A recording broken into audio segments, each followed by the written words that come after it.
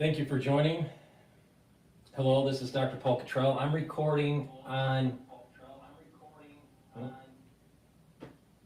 feedback. Sorry about that. Thank you for joining. Let me repeat. This is Dr. Paul Cottrell, and I'm recording on December 5th here. This is also a live stream. I'm live streaming through 3 different methods. Actually, 4 different methods. On the big channel, you can see the larger video. You can also see the telemetry of the market in real time on my smaller channel on YouTube, where you see a bunch of stock tickers of different ETFs or currency or indices. You actually see price curves, and you see real-time news coming from Dow Jones. And on X, I have to set it up right now, but on X, you'll be able to join and do a call-in. This is supposed to be interactive, so if you want to call in to the show, go to X Spaces and listen to the show there. Just raise your hand. Just make sure that your different systems are muted so there's no echo. But it's a great way to call in. To get to the X Spaces, just go to the link that's in the description of this video and all my videos, and follow me on X. I have 2 actually feeds, so make sure that you subscribe to both of them. So that's a great way to interact. So that's the call-in. So the call-in is through X Spaces for the show. All right. What I want to do,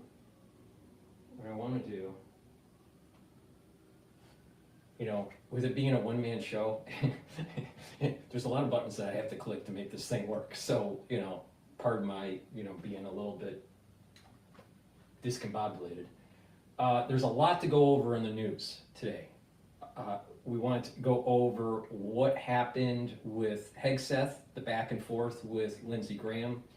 I want to go over the drones, quote, alien invasion that was going on yesterday. I want to go over what's going on in France. There is a no confidence vote, so the parliament president, I think it's called, is being dismissed. So there's turmoil in France.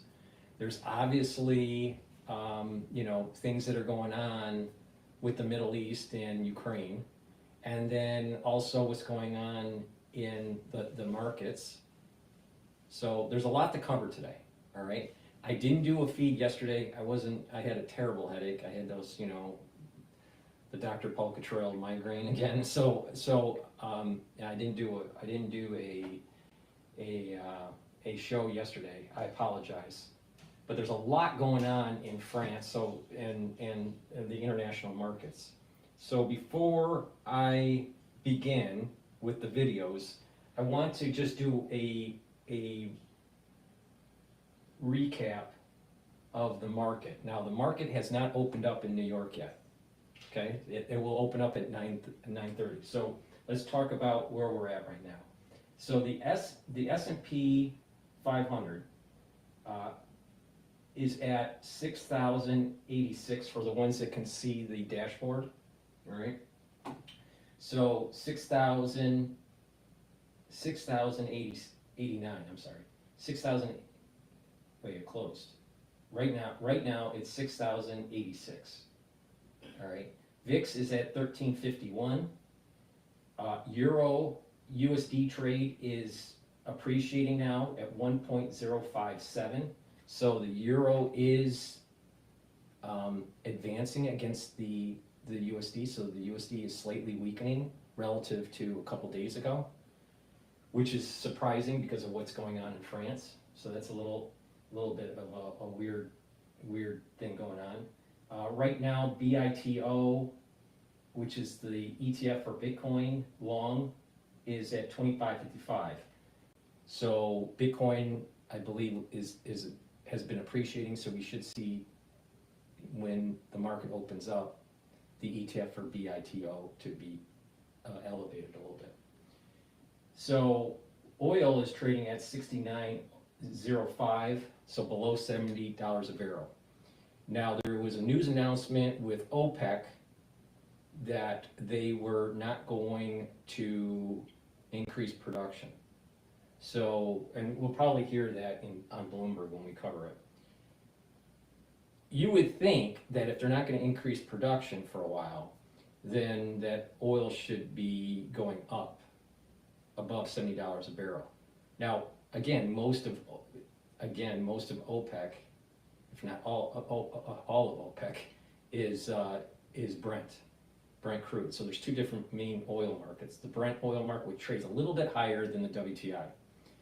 So but they're highly correlated. So if Brent goes up, WTI goes up. So I would think that oil should be going up above $70 a barrel. It's a little surprising. Now, it could be that they say, we don't want to put it anymore, we don't want to increase production because we suspect that there may be less use of oil. Well, why would there be less use of oil unless there is concern about some sort of economic instability? Now, maybe that economic instability is in Asia or in Europe or in the United States. I suspect it's more about Asia, but we need to dive in a little bit more about that.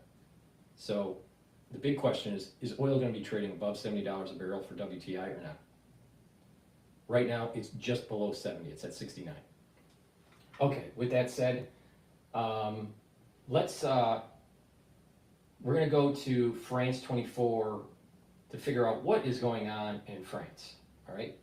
Before we do that, please help support my work and help support your health by going to my store, the-studio-reykjavik.com, and getting the great health supplements that I have, all right? These are products that I take that's part of my stack, my daily stack, to slow down the aging process, to improve my different systems like my endocrine system or my immune system or my liver or my brain or whatever, right?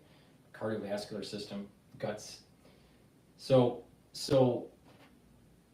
one great product that I have on the store to improve your health, and a product that I use every day, is C60. C60 is a very strong, potent antioxidant. And you need good antioxidants on a daily basis to soak up those free radicals. Free radicals do damage to your cells and to your tissue and to your organ systems. And through free radicals, you age faster. If you soak up those free radicals, your cells are better, you have more energy, your tissues are better, and your tissues within your different organ systems will perform better, and you age slower. Okay, so this is the reason why by taking C60, you'll have more energy and you age slower. So C60 is a 60 carbon molecule, looks like a soccer ball, right, a fullerene, and it's designed to soak up free radicals. It's potent, more potent than, let's say, vitamin C or resveratrol or some of these other antioxidants, because resveratrol or let's say vitamin C, it's a molecule and it can only soak up one free radical. Because there's 60 of these, 60 carbons, and the way the carbon, I don't want to get into the chemistry of it, but the way the carbon molecule is structured, it can soak up hundreds of free radicals for one C60 molecule, compared to one molecule of vitamin C. That's why it's so potent.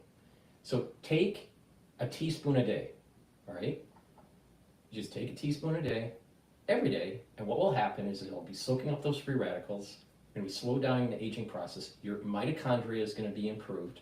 You're going to have more energy. When you have more energy, your systems will perform better. Your immune system will perform better. Your brain will perform better. Your neurons will perform better. Your liver will perform better. Your endocrine system will perform better. And by calming down the stress from the reactive oxygen species, you're actually calming down the immune system.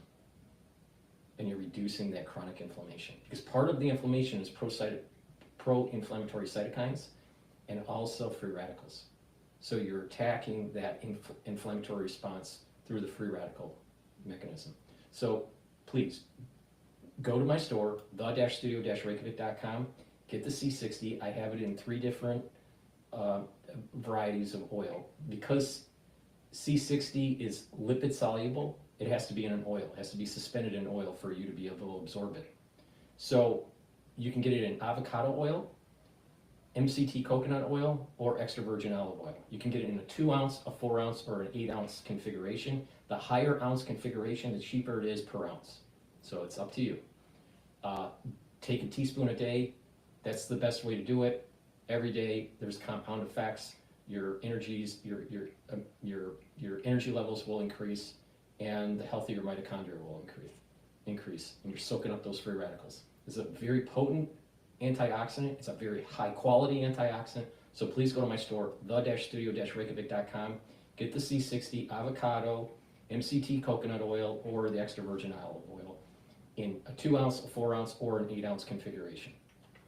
Okay, with that said, let's go to France and figure out what is going on over there. Looks like they're going to have a revolution. Commission and other EU member states know full well that we're probably not going to have a government shutdown in France because there are these stopgap measures. There's a way to roll over the current budget into next year. Nonetheless, if that happens, the forecasts are that France's budget deficit goes from 5.1% of GDP now to 7% next year if there's no change in policy. So in other words, if there's no these aggressive measures, if you will, that Barnier put forward to cut the deficit, those will presumably no longer be in place, at least not for now. So that is why the Commission will still be worried about the long-term outlook, and it will be obviously looking to see not so much, I think, who the next French Prime Minister is, because that's really secondary to the question of can any Prime Minister succeed where Barnier failed? Can any Prime Minister bring this divided Parliament together enough to push through measures that will actually get this public deficit under control? That is what the European Commission and EU member states will be looking for in the longer term. Right, and this weekend. So for the ones that don't know, so you have French president and you have the French prime minister. Okay, so it's more of a parliamentary situation, the chaos that's going on there. Facing the EU?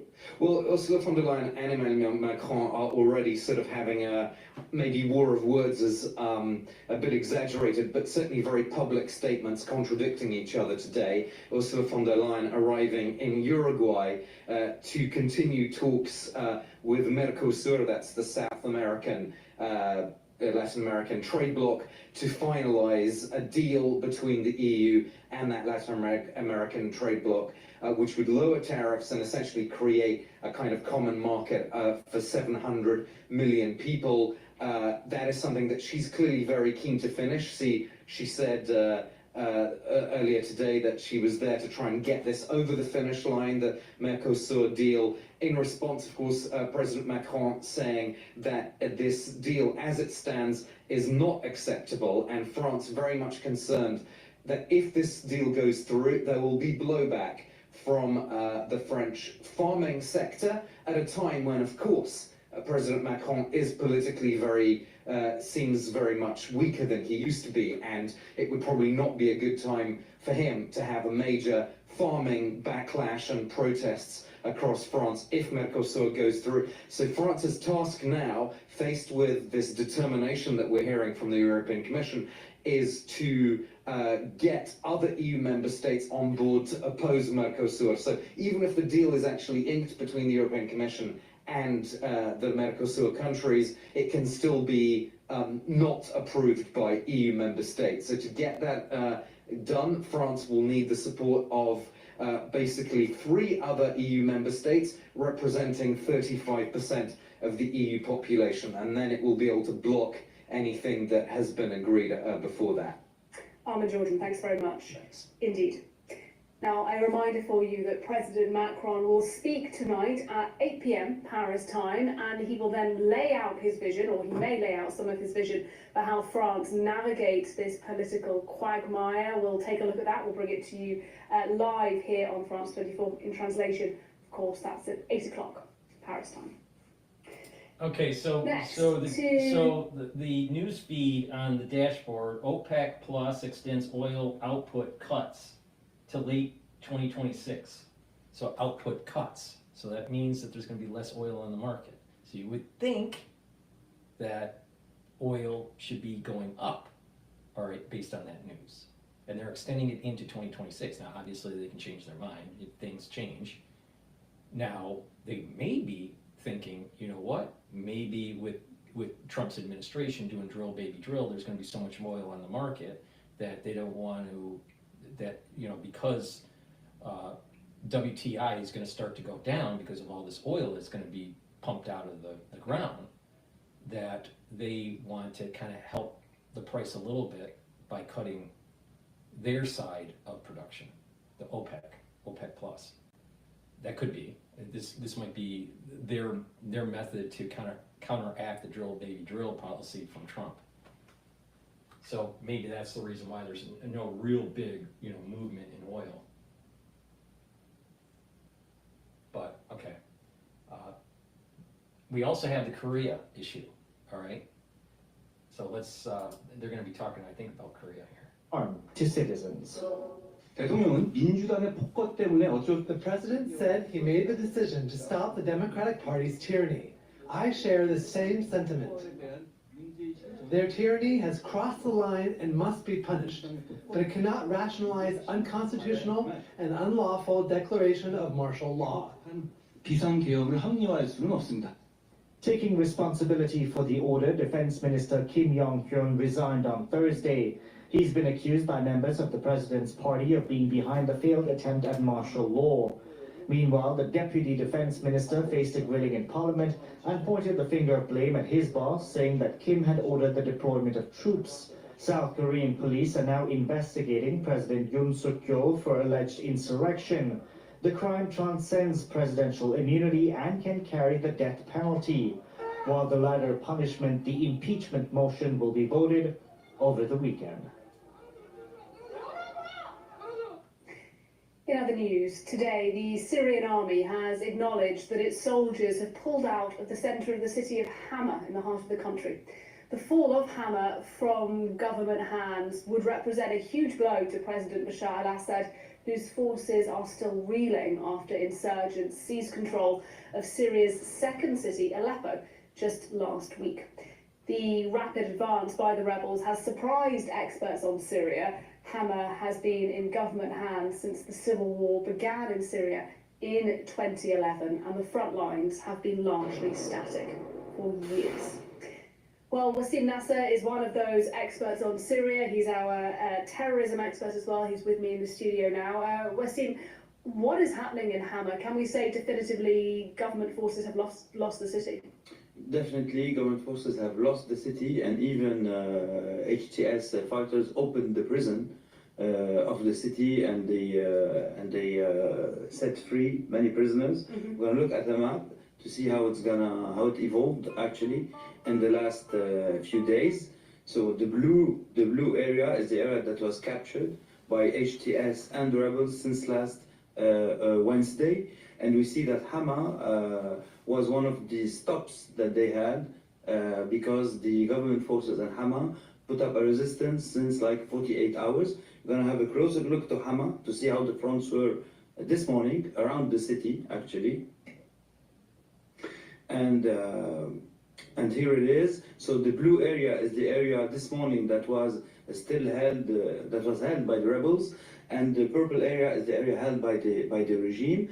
And what's interesting in this, that we see that the rebels were stopped north of Hama in Jabal Zain al-Abidin, where there's a big military barracks, and around, because those villages there are loyalist villages, and the explosion down south of Hama is actually the military airport. So the military airport was bombed by HTS drones, and then the most interesting part about this, that they were actually stopped on the M5 because of the huge effort that the Syrian army put on this highway, but they succeeded in making a real military maneuver actually, where they took the city from two sides, You know what's from the interesting east here? and from the west. Okay, And Trump wants to de-escalate what's going on in Ukraine. And right before Trump gets in, there seems to be an escalation in Syria.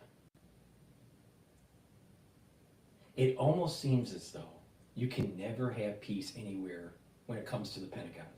You know, we had to get out of Afghanistan, but right away we have to, start having a problem in Ukraine. So is this similar? Where, you know, Ukraine is actually going to be de-escalated in violence and in war, but an escalation in Syria, maybe. I'm not even sure what really who's the bad guy, who's the good guy, what's going on here. I don't know.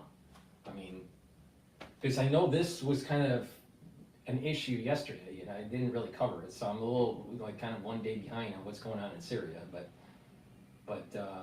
you know, this seems to me to be almost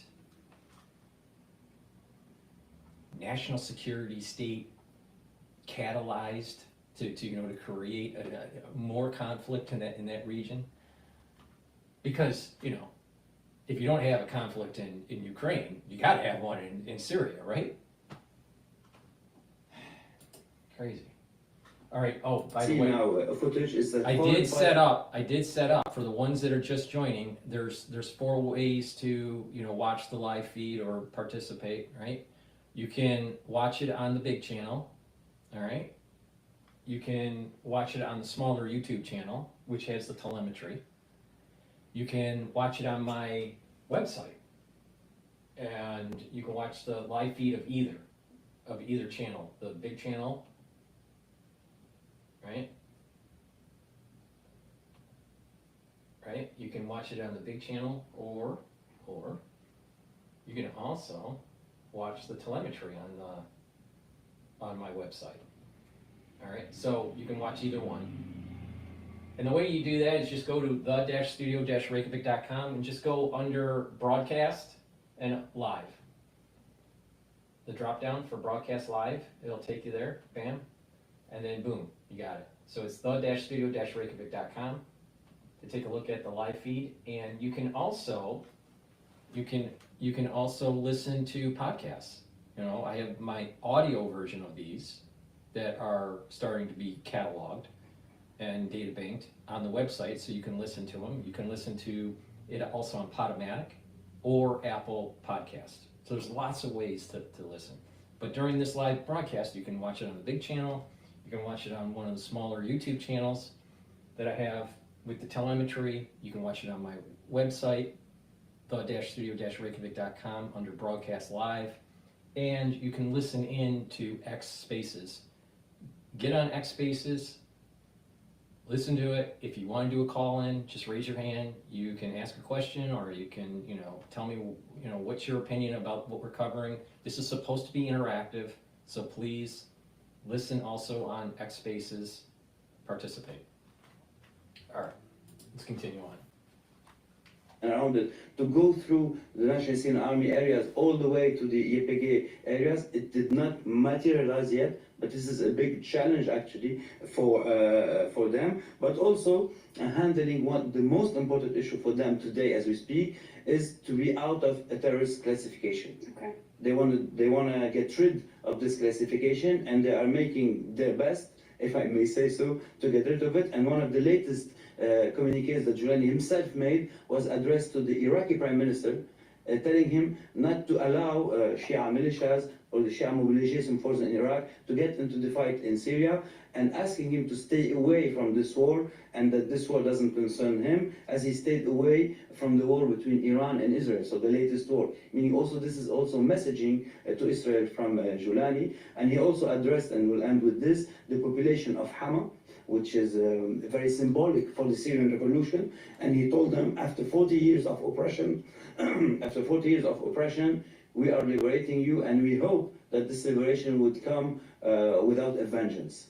So meaning he is trying to be as consensual as possible, and to get rid of this, through this, to get rid of the classification as a terrorist organization. All right, fascinating. We'll see what happens. Thanks very much. Thank you. Wasim Nasser for a step.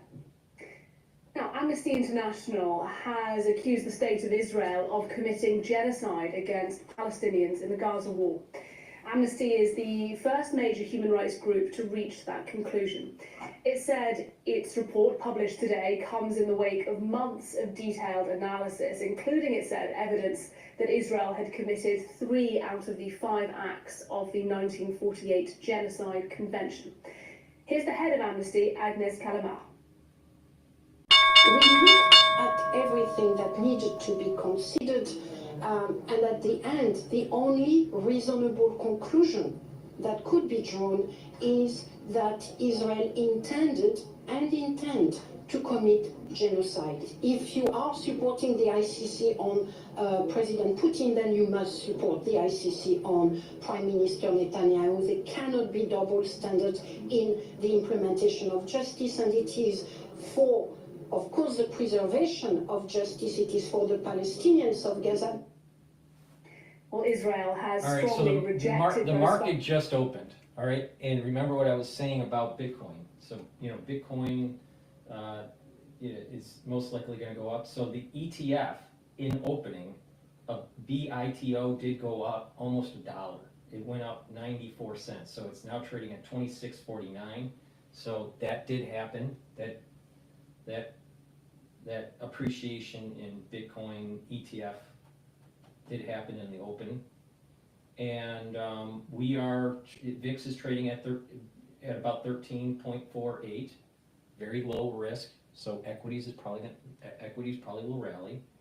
Right now we're trading at 6,088 for the S&P 500, and Euro USD is trading at 1.057. So dollar is a little weak today in relative terms compared to a couple days ago, and oil is trading at 68.93, so it's trading down based on that OPEC plus news announcement. All right, let's jump over to Bloomberg because of the opening here. Closing in on the identity of the suspect who gunned down the United Healthcare CEO Brian Thompson. So police have sought a search warrant for a location in New York City where they believe the suspect may have been staying.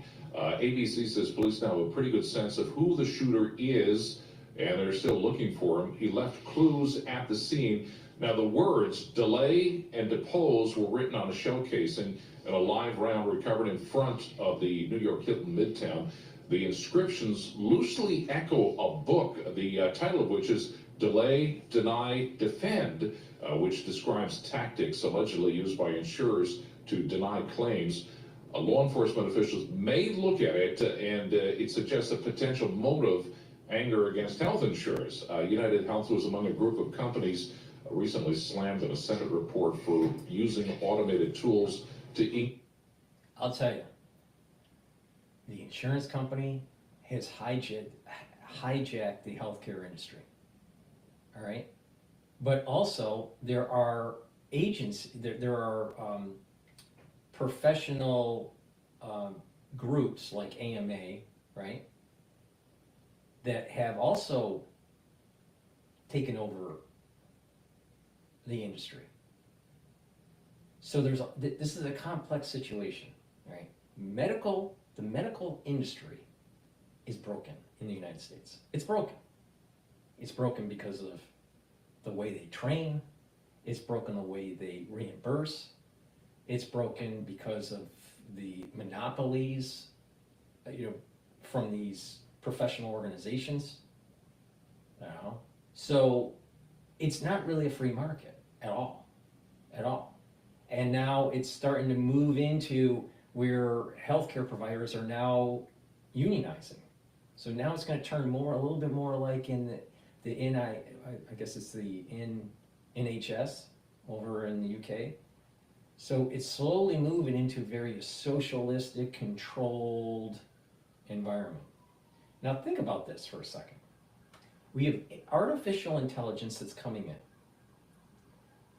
Is systems to be able to diagnose and to treat more accurately. We have radiology readings that can be done by an AI more accurately than a human. The algorithms, to treat certain types of diseases can be fed into an AI. So what happens is that the insurance company will go, we want to reduce errors in coding for reimbursement, but we also want to reduce the number of unneeded or unwarranted tests. So what we'll do is that we're going to give a little bit of extra money to clinics that will bring in the AI system. And what will happen is that you work up a patient, you feed in, you do your PE, you do your history, you do your history, right? You do your PE, your physical exam, and you feed it into the system. You know, normally you have a system and you type it in, right?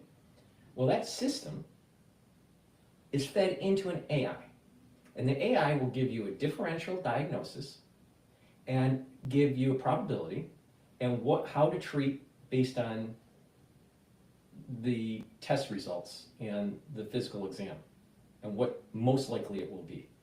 And then the doctor will go, or the nurse will go, okay, I agree or I disagree. Now they've done tests on this, and they found out that when you try to override the AI, usually the human overriding is inaccurate. That the AI is more accurate than the human. All right? They've already tested this out. So what's going to happen is that the insurance companies are either going to own these AI systems, or they're going to have some sort of investor relationship with these AI systems and force it into the clinic. These doctors will be given a little bit of extra kickback from the insurance company to use the AI system. So you have other clinics that aren't using it and are penalized with the reimbursement. You have some clinics that just start this off that are going to be rewarded for using the AI system. And what will happen is that costs will go down for the ones that are using the AI system. The outcomes, in theory, should be better. But what happens is the doctors and the nurses lose autonomy. Just like the doctors and the nurses lost autonomy because of the AMA.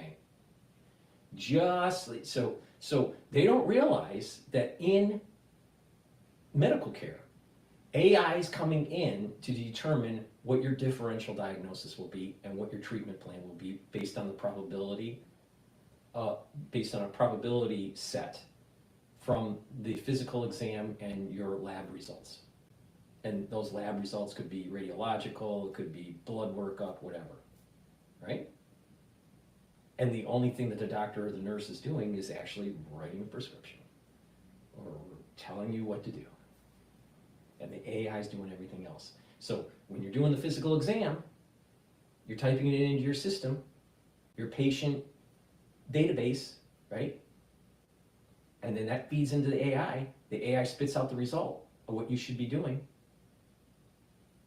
automatically codes to the insurance company so you no longer need a biller or a coder, or as many coders for it, so it brings down cost. And everything's automated. That's where this is going. Now, the next step, once all the clinics in the United States do this, you don't need as many doctors. You don't need as many nurses. Then all of a sudden, I don't know what year it would be, maybe 2035, you got a Tesla robot, kind of like C3PO, doing the physical exam for you. That is an appendage of the AI system that's just in a box, that's just on a desktop. Right now, the AI is a desktop. That's where healthcare is going. And it's because doctors and nurses allowed for the AMA and the insurance company to take over their industry. And others, other professional organizations that hijacked you. Okay, with that said, please help support my work. How do you support my work? By sharing the links, making sure you subscribe, asking your social network to follow me. I get censored, I get bled subscribers, people are de-subscribed because of YouTube and all that. I'm on 7 different channels. I'm on 4 channels on YouTube, at Brighteon, Bitchute, and Rumble. Make sure you subscribe to all those channels. You can follow me on X on 2 channels. You can also follow me on GETTR. You can follow me on Podomatic Apple Podcast, and also on my website, the-studio-reykjavik.com. And buy the products that I offer. I offer ebooks and supplements and lecture series on pulmonology and immunology. I teach you a lot of how to empower yourself to take charge of your health. Because guess what? Your doctor doesn't care about your health. Newsflash, your doctor does not care about your health. The only one that's going to care about your health is you. So you better take charge of it, or it's going to be costly down the road. Trust me on this. So help support my work by donating. You can donate on my website, the-studio-reykjavik.com, through Stripe, PayPal, or Buy Me a Coffee. It's through the donations that allow me to do thousands of videos for free to teach people on how to improve their health. Because guess what? C-3PO, the artificial intelligence, the insurance companies, the doctors, they don't care about you.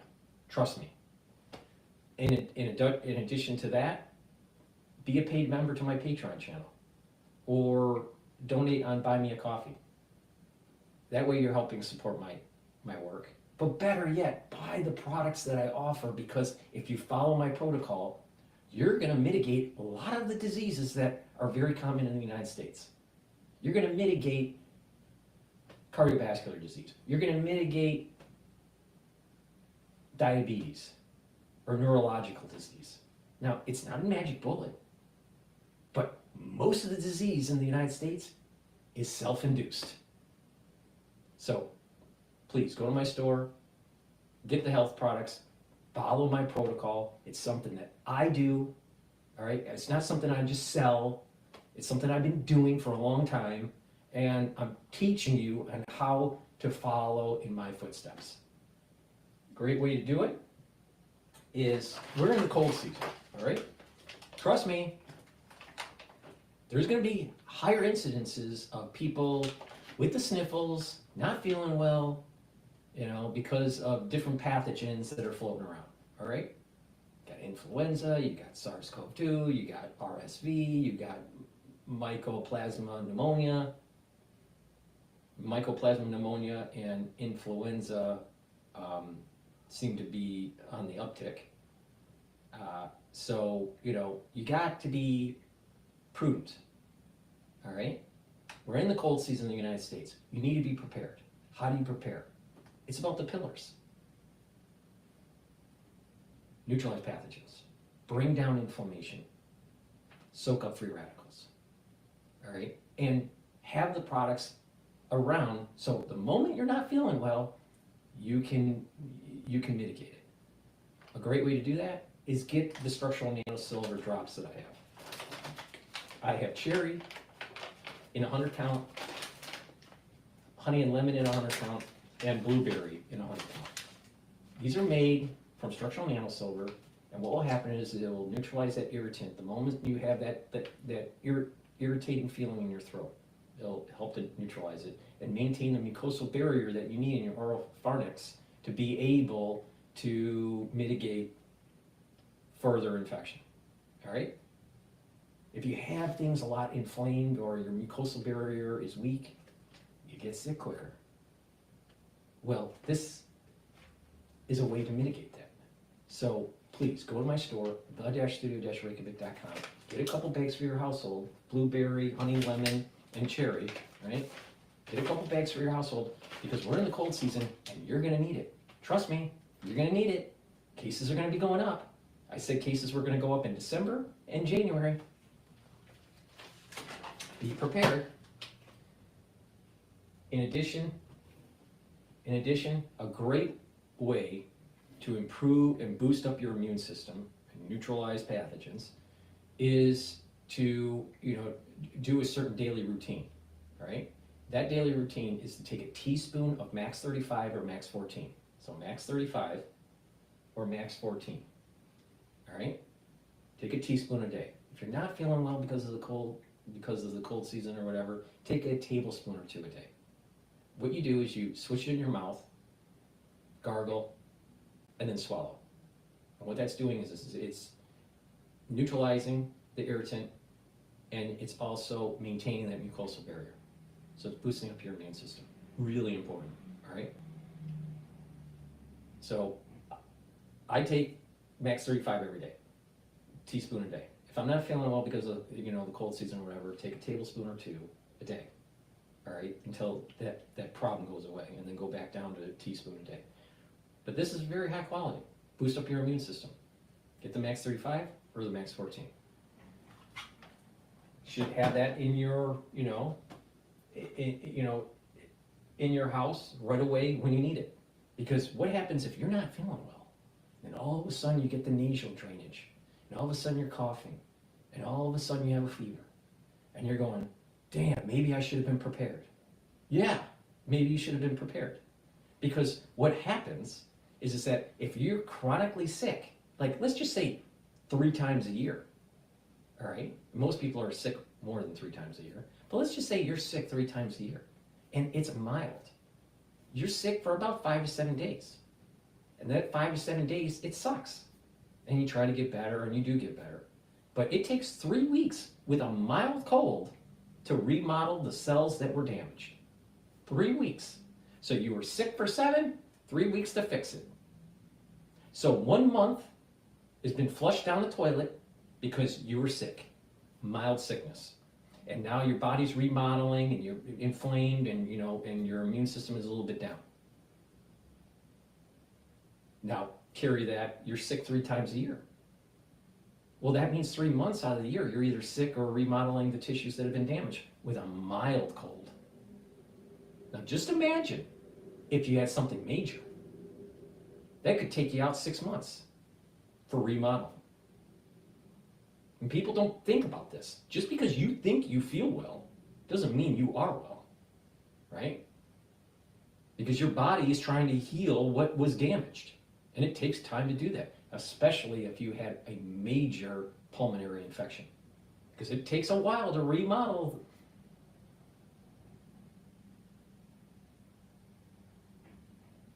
Those T2 cells take a long time to remodel, if it can remodel it. And a lot of times when it's chronic, with like chronic bronchitis, eventually you can't remodel it. And eventually you start going down the road of COPD. So, but it's up to you. You can take my advice or don't take my advice. But what I do works.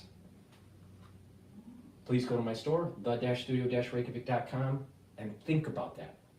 Be prepared. Be prepared. The ones that are prepared are going to be living a better life and a longer life. The ones that are not prepared are going to have problems. It's that simple. And then, lastly, it's important to focus on cardiovascular health. That's a major problem in the United States. Major, major problem. All right? One way to do it is to go to my store, the-studio-reykjavik.com, and get the omega-3. Omega-3 helps to control your lipid profile. It'll lower the LDL levels and increase your HDL levels. That means it's lowering bad cholesterol and increasing your good cholesterol. All right? And by taking this every day, with some of the other things that I'll be mentioning later, you're going to be improving your cardiovascular health. Now, it's not just about taking supplements. It's about proper diet, proper exercise, balancing, challenging your mind, reading, writing, talking to real people, proper sleep, proper supplementation. When you do this holistically, you're going to fare a lot better. Go to my store, the-studio-reykjavik.com, and get the omega-3. Very high quality omega-3. Everything I have on my store is high quality. Why? Because I want to be taking stuff that's high quality. And this is the stuff that I take on a regular basis to slow down the aging process, to have longevity, to improve my different systems, like my cardiovascular system, my immune system, my neurological system, my GI. And when you do that, you age better. We're all going to die. But some people are going to die with suffering because they didn't take care of their body. And there are going to be some people that will have more vitality throughout their years. It's up to you. Take charge of yourself. Take charge, because no one else will. The doctor, when you start having that, that problem with your heart, you think the doctor really gives a shit? No, he doesn't. He really doesn't. Because he's got 10 other patients that are going to be paying Okay, let's jump into Bloomberg here. Unintended. For the hotels, they definitely have added some cautious optimism to their conversations, particularly in China, particularly in the US. And for rental car companies, it's a little bit more of a toss-up. That's more of a cost issue than a revenue issue for them. People are renting cars. People are also using alternatives to renting cars. Right. But people are renting cars. It's just that the car companies don't seem to understand their cost structures as well, at least certain car companies. Can such as you Hertz. predict issuance for next year? I mean, like you sit there at your desk and go, this is what we're guessing corporate issuance will be? So I used to do that at my old shop. Now we sort of, I can get a sense of roughly where it's going to be. I think next year is going to be a little bit higher than this year. What is interesting here is that BITO, which is the ETF for Bitcoin going long, is now trading at 26.73. It's now $1.18 higher in the open. There's a little bit of economic uncertainty at the moment as we get into the new administration, as we think about tariffs, as we think about global geoeconomic risk of any kind. So what do they, how are the balance sheets for the leisure companies that you follow? Because I remember distinctly at the beginning of the pandemic, some of the first issuers were your cruise companies going out there raising debt because they knew that this was going to be bad for their business and they needed cash. How are the balance sheets for some of these leisure companies out there? So for some of the companies, they've gone back to pre-pandemic levels and even more so, to the point that they're so comfortable that they're instituting very generous shareholder reward plans. For some of the other companies, it's a little bit more of a turnaround story still. Cruise lines we mentioned, they are still very much a turnaround phase, but they are more like 6th, 7th inning as opposed to, first or second inning. That was 2 years ago. The rental car companies, Hertz is definitely a very distinct company within the space that's having issues. That's sort of company specific. See, I'm a Hertz Gold customer, so tell me what's going on at Hertz. Am I in trouble here? Well, Hertz Gold customer, you might still be treated nicely, but the issue with Hertz is they have such a young management team. They've had a revolving door of a management team. And for a company like that, there's such an importance to institutional knowledge that I think when you look at them versus Avis, when they're dealing with a lot of the same issues, Avis was able to navigate it much more gracefully, or they've been able to, and they continue to do that. We've seen that time and again. What's a coupon on like a Hertz or Avis piece? So Hertz actually is tapping the markets again. They're reissuing for it's 12 5/8 of 29. 12%? And that's for a secured, that's for first lien notes. It's sick. For first liens, yeah. And you compare that, and then you compare that to the 2026s that they issued shortly after they reemerged from bankruptcy a few years ago. Those are 4 5/8. Okay, you're at Bryn Mawr a few years ago. It's a beautiful spring afternoon. Nobody's focused. Nobody's thinking. And you're in class trying to keep awake, and you're doing an M&M theory, Modigliani theory. All right, I'm tired of listening to Hertz. So, let's go to CNN about this CEO being shot yesterday. Because, where else are you going to be shot as a CEO? Of course, New York, right?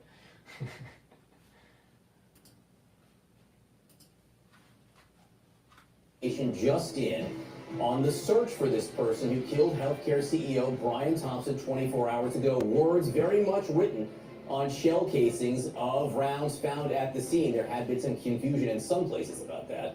This law enforcement sources tell CNN that 2 words were found: delay and depose. Depose was written on a shell casing from a round that was fired at the victim. Delay was written on a live round not fired but ejected when the shooter appeared to be clearing a jam. There are images of the suspect at Starbucks, also leaving a subway station. Police also have a video taken by the New York Times of him talking on a phone just minutes before the murder. This, as Thompson's widow now reveals to NBC, quote, "I don't know details. I just know that he said there were some people that had been threatening him." But let's get to the shell casing and the words written on them. With us now, CNN Chief Law Enforcement and Intelligence Analyst John Miller. You've got new information and also, I think, a new visual representation of what we're talking about here. Well, sure. So, depose is written on a round that was fired. So that's a shell casing that's found on the ground, and they find these tiny letters on it. Delay is found on a live round. That's a full bullet that he probably ejected trying to clear that jam. Those are the two words they found, but investigators doing research into what could this mean, delay, depose, found the maxim of deny, delay, depose, variations of the maxim deny, delay, defend, which is actually the name of a book. These are sayings, and you can find them all over the internet and Reddit and other postings about insurance company practices of trying to find ways out of paying on claims that they are disputing. So what they believe is the killer was sending a message. Now this is a 9mm round. This is the shell casing, the silver part, the copper part is the actual bullet. And to write something on something this small, and I mean, John, picture how you would try to do that. Would you take a fine point Sharpie? Would you try to scratch it in? It means someone went to a lot of trouble to try and create this message that would be left at the scene. Now, he's missing the third word. So if this is the maxim he's trying to tell us about, is that bullet still in the magazine, remaining unfired, that left with his getaway? Is it on one of the other shell casings, but it burned off as it was fired and ejected?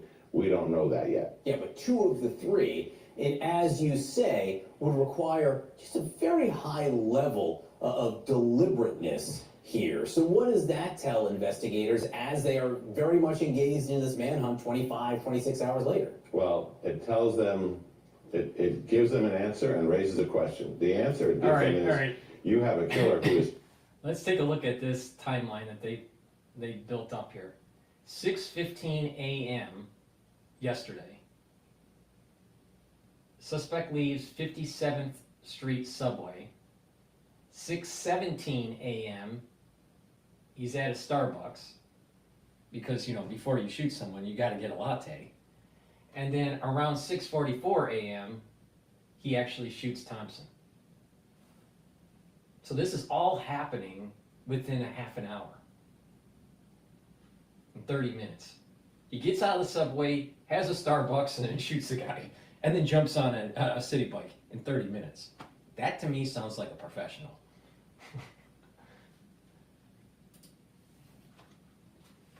Trying to send a message. The question is, what does the message really mean? What you can glean from it, if the target was carefully selected, the head of a major healthcare insurance entity is it directed at United Healthcare? Is it directed at that CEO? Or is this a killer who is targeting the insurance industry, which has caused everybody from hospital executives to insurance providers yesterday to start doubling and tripling the security around their top people? Yeah, I was going to ask that, because if you have someone trying to send a message out there on the loose, which clearly they do, I mean, if you're going to write something on a shell case and you are trying to send a message there, you then have to take next steps to try to figure out how to protect people. Well, that's right. And, my phone was ringing yesterday from heads of security and from security companies saying, what do we think about the targeting in this case? Do, executives have to worry? Where can we get the kind of increased security details in? I should stop this. Why should they worry so much about their security? Maybe they should worry about paying their claims on time, accurately. There's a lot of corruption going on in the insurance industry. This is just the medical insurance. Just recently, because of that flood issue in the United States, right? And you had people losing their homes. Some of them were losing their farms because of the flood. Insurance companies don't want to really pay. So they'll find a way, here's some relief. Here's a $500 check. Meanwhile, they lost their home. It still has a mortgage. Insurance companies are they'll find ways to make sure that you aren't paid. And they got a whole slew of lawyers that do it.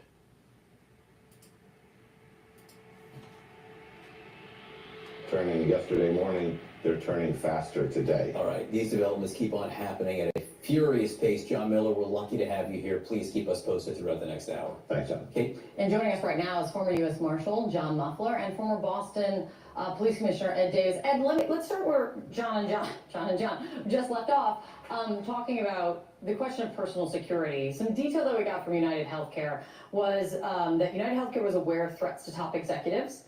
Brian Thompson was never named specifically, but a source familiar with the company's security does tell CNN the leadership team at United Health Group is supported by an in-house security team, including at the New York conference, that Thompson's security detail was not with him yesterday morning.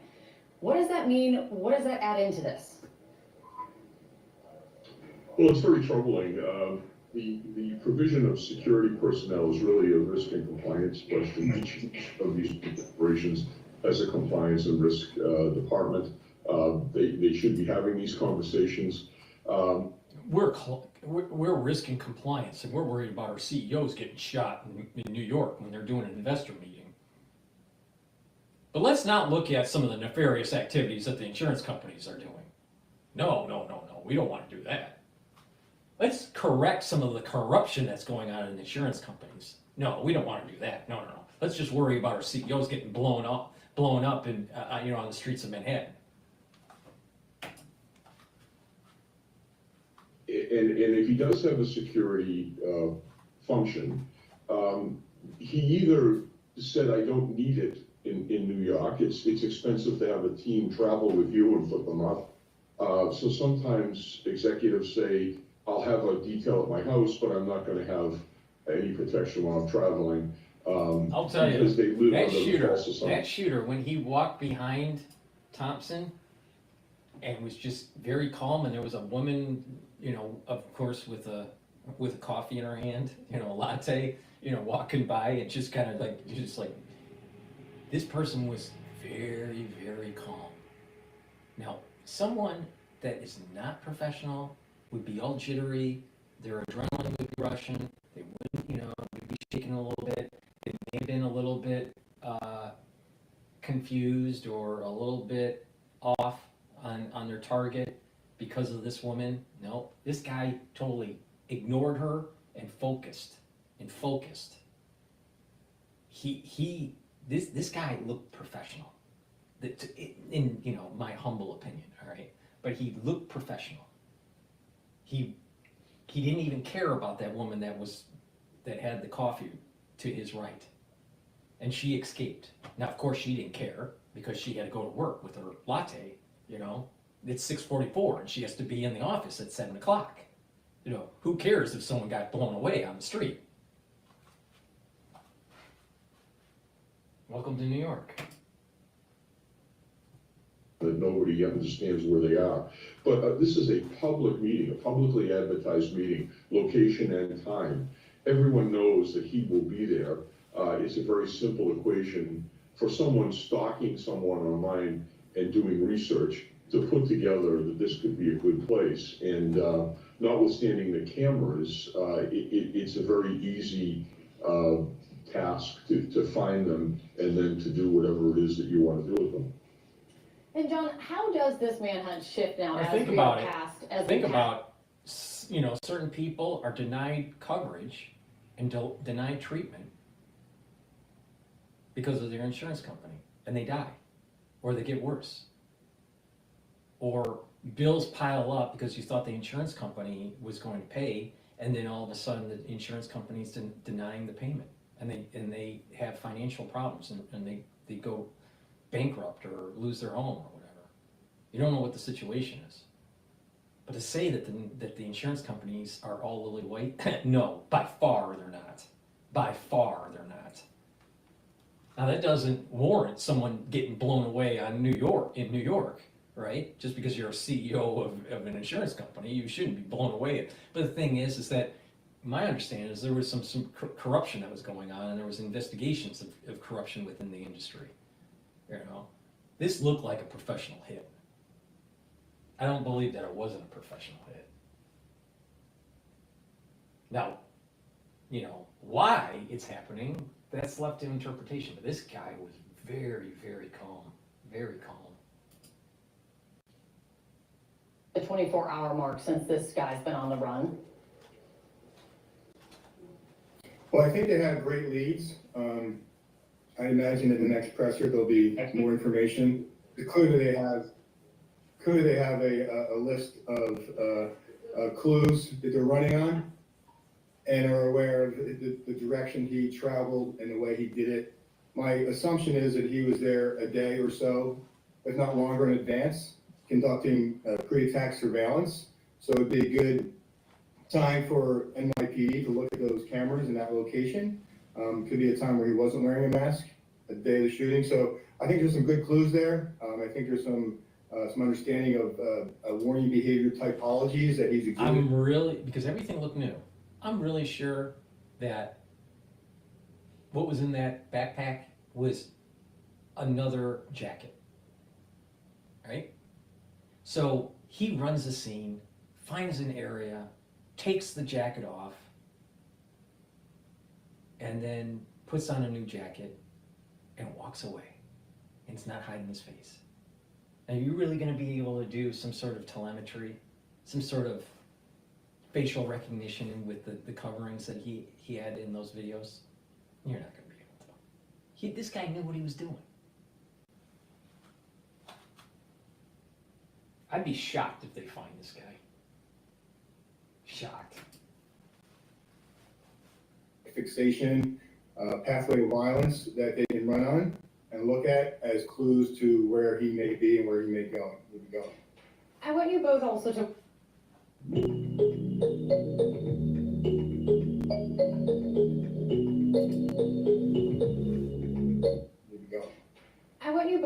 weigh in on what John Miller was just reporting about the fact that law enforcement sources tell CNN the two words that were found on shell casings: delay and depose. Depose written on a shell casing from a round that was fired into the victim.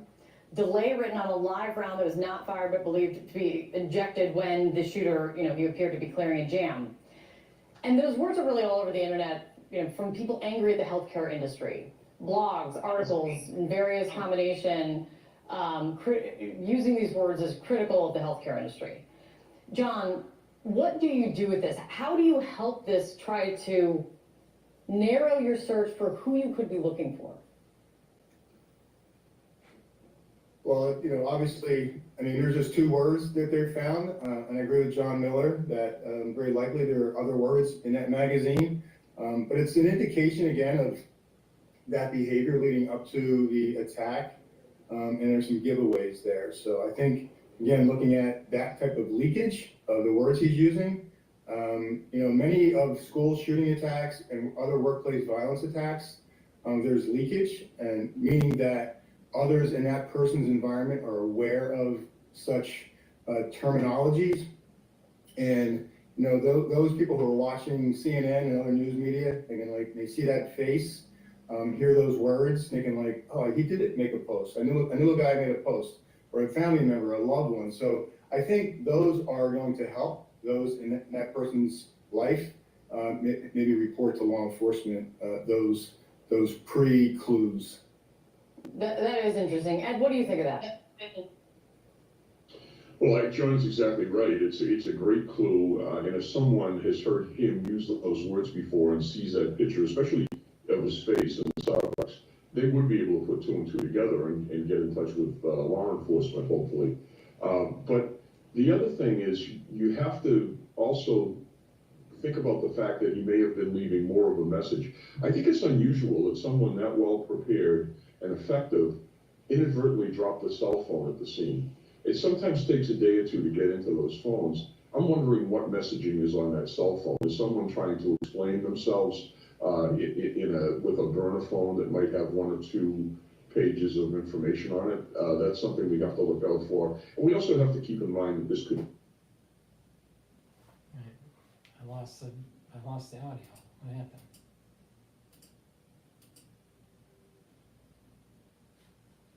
That's interesting.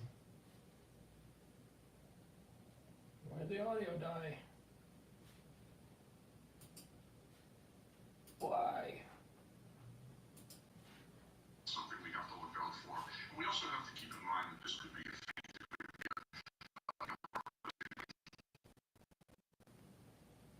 the track. of the real motive. So you have to keep all options open in these All right, cases. let me replay it. Absolutely right. Let me replay what was I think it's unusual if someone that well prepared and effective inadvertently dropped a cell phone at the scene. It sometimes takes a day or two to get into those phones. I'm wondering what messaging is on that cell phone. Is someone trying to explain themselves in a... Or maybe there is evidence of corruption of the insurance company or of Thomas or people related to Thomas that are part of Congress. Maybe there's some really important evidence, not of what he did, but of what the nefarious actors within the insurance company is doing. But let's not bring that up at CNN.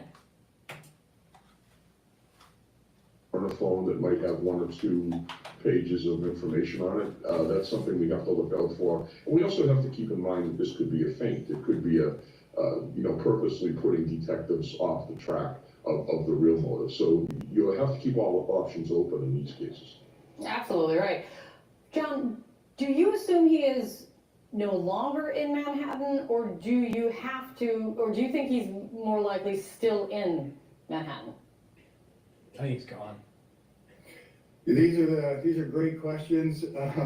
Tracking fugitives, these can last, days to months. And It's gonna last years. And it's really hard to tell at this point. I am very interested in looking at his travel out to Central Park on that bike that was GPS coordinated. And again, he's gonna have pre-attack surveillance fingerprints, again, indicating where he may be now, that he may be held up somewhere to let this cool down, and then try to leave New York City, or maybe he's already exited New York City. But those are some really good clues for NYPD to track on. So who knows at this point? Yeah. Who knows?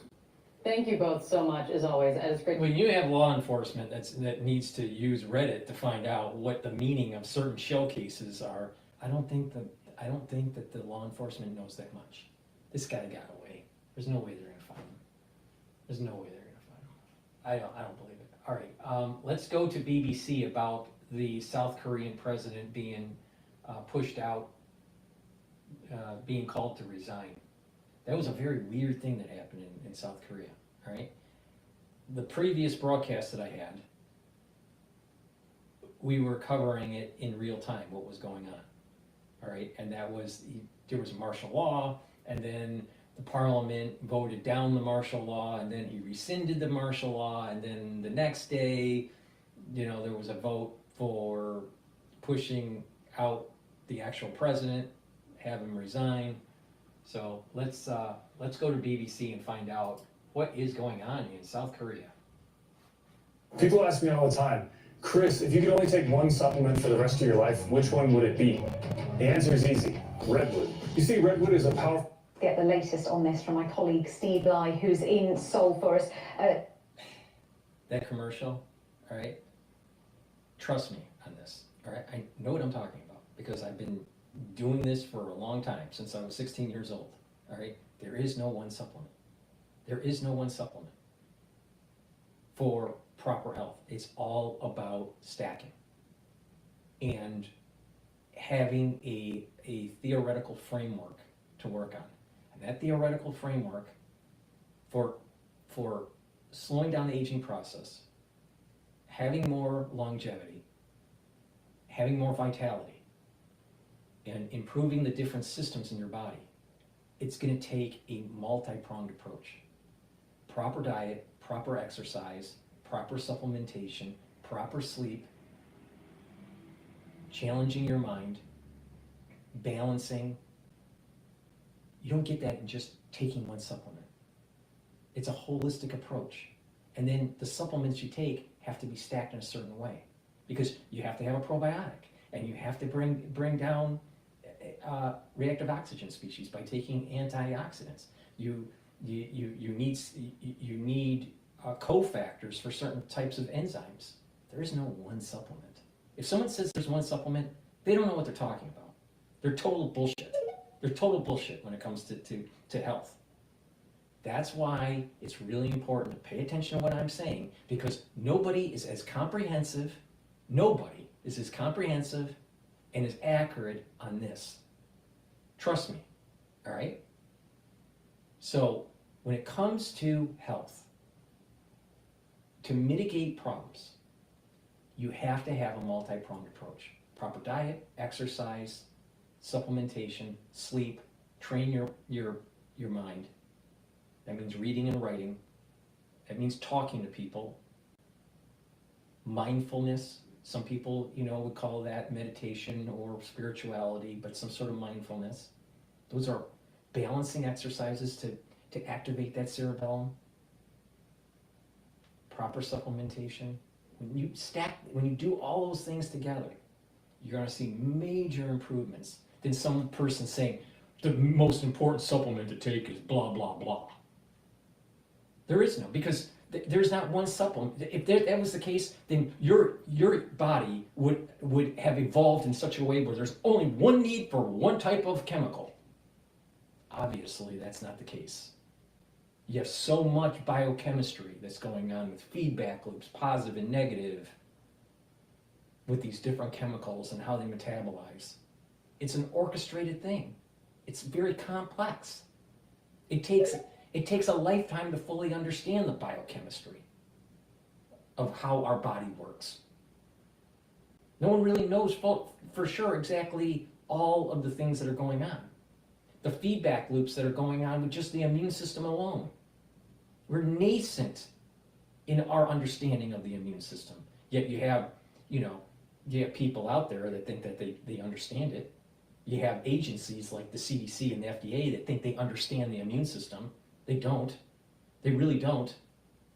And if your physician says that they really understand the immune system, I bet they don't. I bet most of them didn't take in-depth immunology. They covered it in their education. They don't have a strong in-depth understanding of the different feedbacks.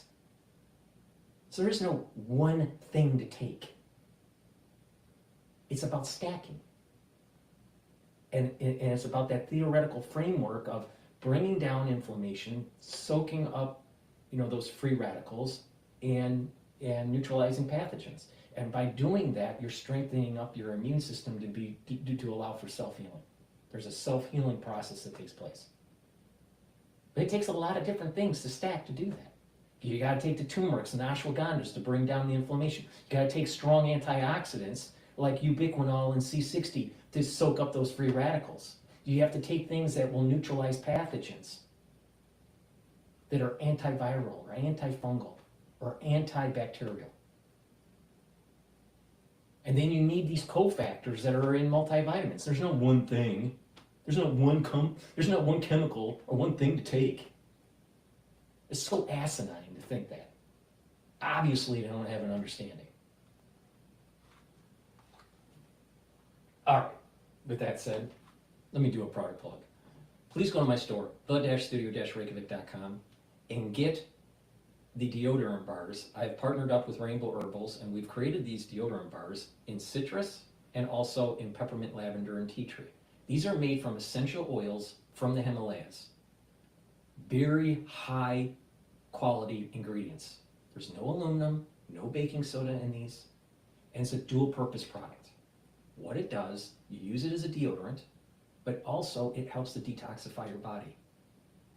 So it's for males and females. Get a couple bars for your household. Get it either in citrus or in peppermint, lavender, and tea tree. Very high quality deodorants. Way better than any of the crap that you're buying at the store. Because those are full of chemicals that you really don't want. All right? All natural, dual purpose, a deodorant, and it helps to detoxify your body. Go to my store and get the deodorant either in citrus or in peppermint, lavender, and tea tree. It's for males and females. And it helps support the work I do. Helps support your health. It helps to detoxify your body, and so you don't smell.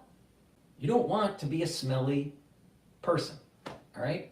So please, go to my store, get the high quality deodorants made from essential oils from the Himalayas. Now, where are you gonna get that? You think Procter & Gamble gets their ingredients from the Himalayas? I don't think so. I really don't think so. All right, what's going on in South Korea?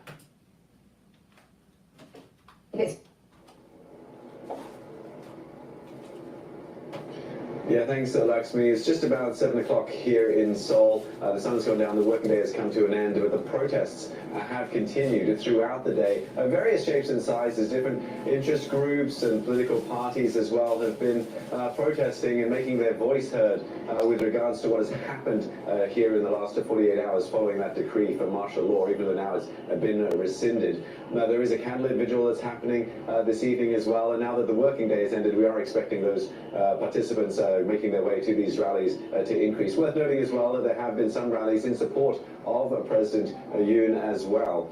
Now, the big talking point at the moment, though, in the last few hours is to do with the impeachment vote, which is going to be taking place on Saturday at 7 p.m. Now, those opposition party members that are pushing for this impeachment to happen, they have 192 members of parliament that they have to vote on it, but they need to reach 200 votes. There are 300 members of parliament in the General Assembly, so they need, in effect, 8 defectors from the ruling party to come over to join their side to push the motion for this impeachment to go through. You mentioned earlier that the leading party, the PPP, the incumbent party, have said that they're all voting together in a block to block it, and if that's the case, then that is what will happen. But we have heard in the last few hours that 5 MPs from the ruling party have now come out to say that they are undecided and that they haven't decided yet which way they're going to vote. So could there be some rift in the leading party here, which could open the door perhaps for this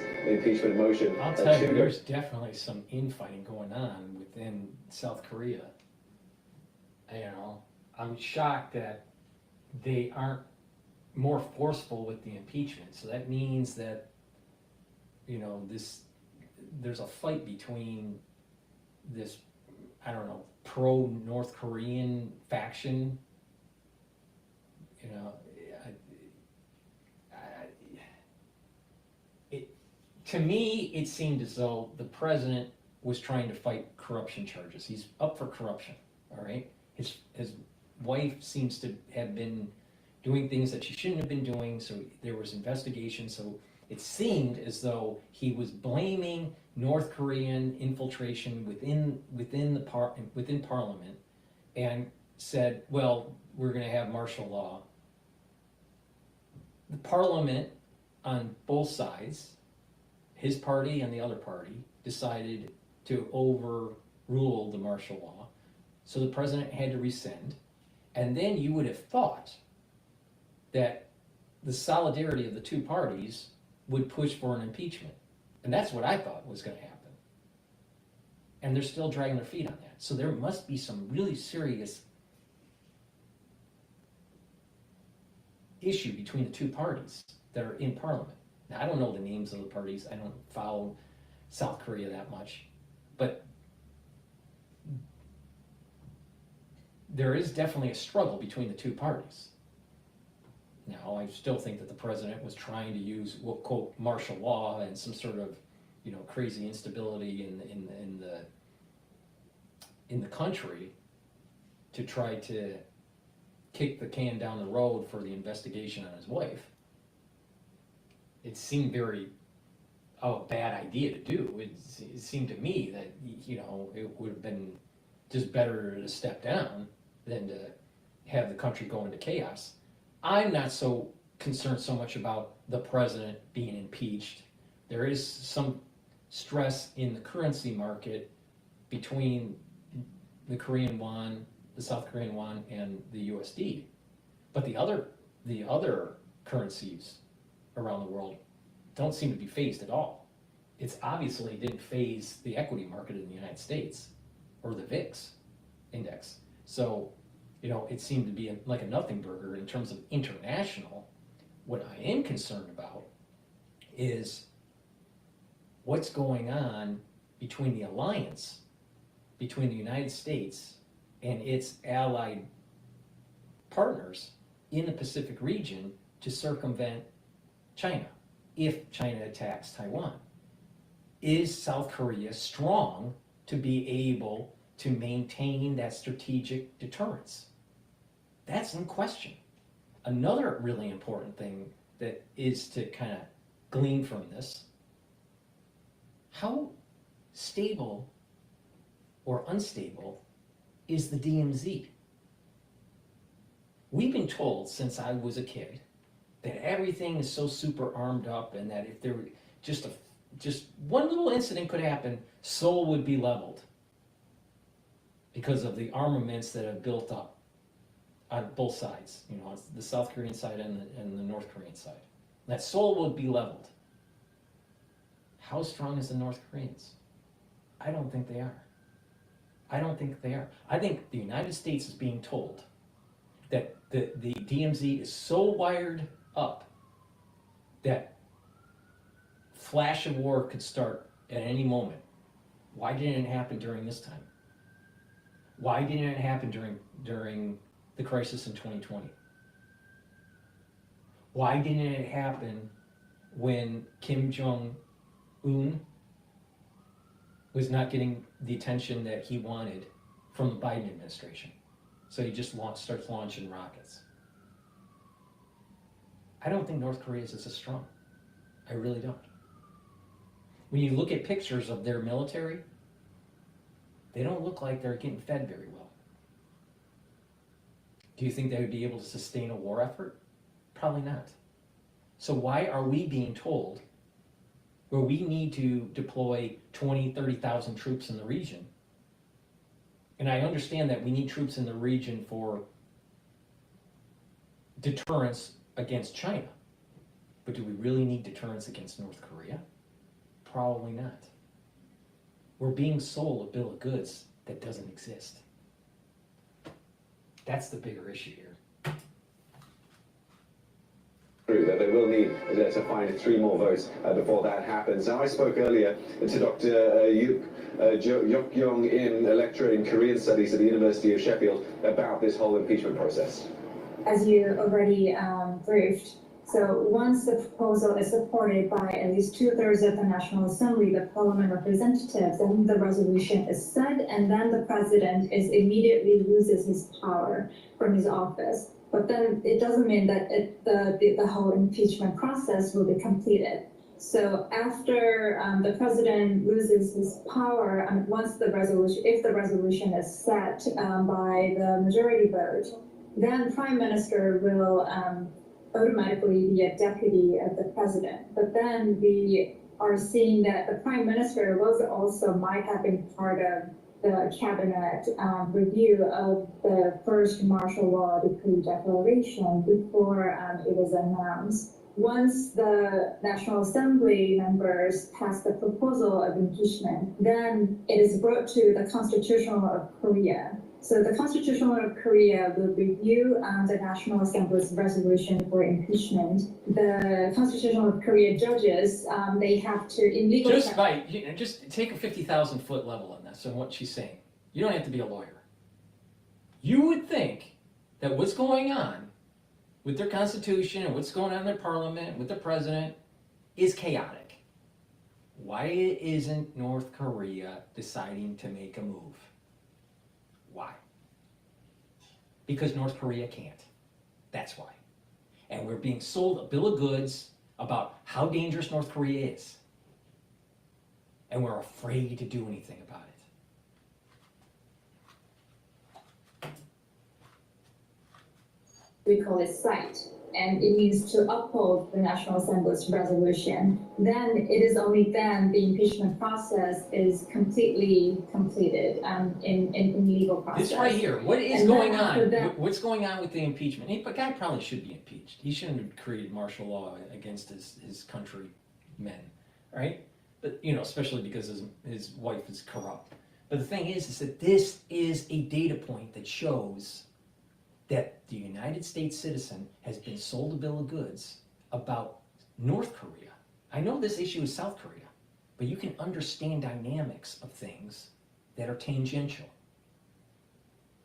Instability politically means instability militarily in South Korea. Why didn't North Korea make a move on the DMZ? They didn't. Because they can't. And we've been told to just keep on spending billions of dollars in defense in that region over the decades because of a flare-up or the potential flare-up. We could probably go in and take out the North Korean regime, the whole family, in 10 hours. Knock it all out. 10 hours. Why isn't the United States willing to do that? Why? Why? Because you make more money by pretending that there's a war or pretending that there's a conflict. You make more money through deterrence than actually winning a war.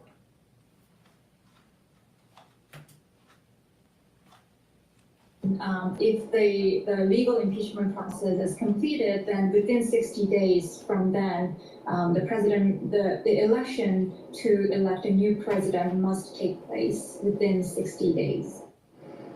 Yeah, so just to remind you that that vote, that crucial impeachment vote, is set to take place at 7 p.m. on Saturday. They could have had this vote take place in the early hours of Friday, but there was some concern that they weren't going to be able to get the numbers. So that's what they've been trying to do in the intervening time between now and when the vote takes place. We've just said. But if they couldn't get it in the middle of the crisis, where the emotions were so high against the president, why would you be able to get the votes days later?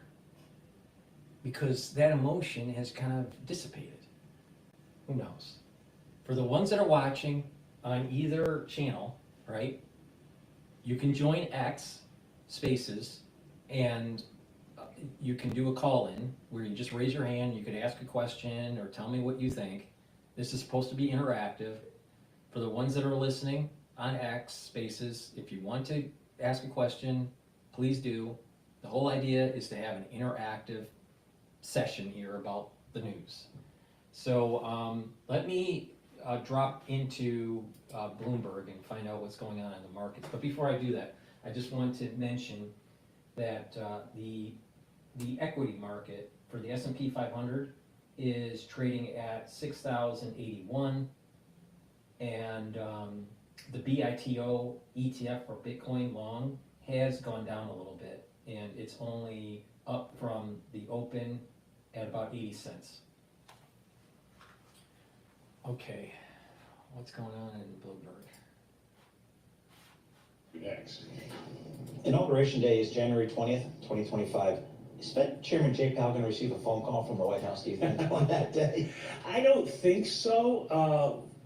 First of all, Powell obviously at his last press conference drew a kind of bright line in the sand, and even if new President Trump wants to get rid of him, it's not at all clear legally he can do so. So it would be probably to start a big fight. That, you know, what's the point? Because Powell only has about 18 months left, and then also he's cutting, right? Yeah, the whole point is Donald Trump wants to be cut. Just about to say that. It's the other thing is like the question is he going to keep cutting? Now, if he pauses too much, maybe that's going to make Trump unhappy. But you know, they're going in the right direction for the former real estate developer. So for the jobs number tomorrow, what's my weather distortion thing I have to watch out for? Are we going to get payback from the previous month when there were storm disruptions? Like, how do I need to read the tea leaves from this number tomorrow? It's going to be a little difficult. We got some state data for October that suggested in the 5 states hit by the hurricane that there were some significant job losses. Those don't compare exactly to the national number, so we can't just add them up and say that's the number. We're hoping that maybe we get some clarity from the Bureau of Labor Statistics. But basically anything that you saw over what had been the average of around 175 to 180 or so in the prior months, that's going to be your baseline number, and anything above that is probably payback. But the Fed's going to look past that for all those reasons, and they're going to look at the unemployment rate, which isn't really affected by any of those things. So as long as it doesn't change significantly, then it shouldn't change forecasts for what the Fed's going to do. Can I just, you were talking about weather, bring what I think is a weather-related story. This is from the Federal Aviation Administration. Newark Airport is going to close between 12:15 to 6 p.m. today. Why? I couldn't believe Paul didn't bring this up. I saw the headline and I'm like, Yeah, there was well, I know Rob Carroll, our They're meteorologist. decorating for the birthday party. oh yes, there it is, there it A is. wind advisory in effect, this morning up to 10 I just saw an update on that, 40-mile-an-hour winds, which is not what you want to fly through. And the advisory said from Patterson to Park Slope. So, I live in Park Slope. And I should point out that this is real because Mike secretly, maybe not so secretly, really wants to be a meteorologist. Like every time there's a raindrop, he like sends me maps and weather things and listens to like local news. Like he's all over it. He's got a buddy he calls and he talks to him about it. Just, I'm outing you, Mike, on your meteorologist dreams. All right, before we go to Fox News, I want to play what Bezos had to say about Trump. Please help support my work by helping support your health. Get the supplements I offer, follow the protocol that I do, all right? I take a lot of supplements. You don't have to take all the supplements. Some people can't afford all the supplements. But the thing is that, if you follow my lead, you can improve your systems, improve your health, your longevity, your vitality. It's really important. Take charge of your health. And a great way to do that is to get my probiotic. Now I have a powdered probiotic that I take with my lunch every day, but you can also get the VeggieCap probiotic. So please go to my store, the-studio-reykjavik.com, get the powdered version or the VeggieCap probiotic. Probiotics are really important to help improve your metabolism, improve absorbing nutrients, lowering down inflammation, improve the communication between your gut and your brain. A lot of people don't realize depression is associated with poor gut health. Mental acuity is associated with poor gut health. So, if you want to improve your gut health and that communication between your gut and your liver.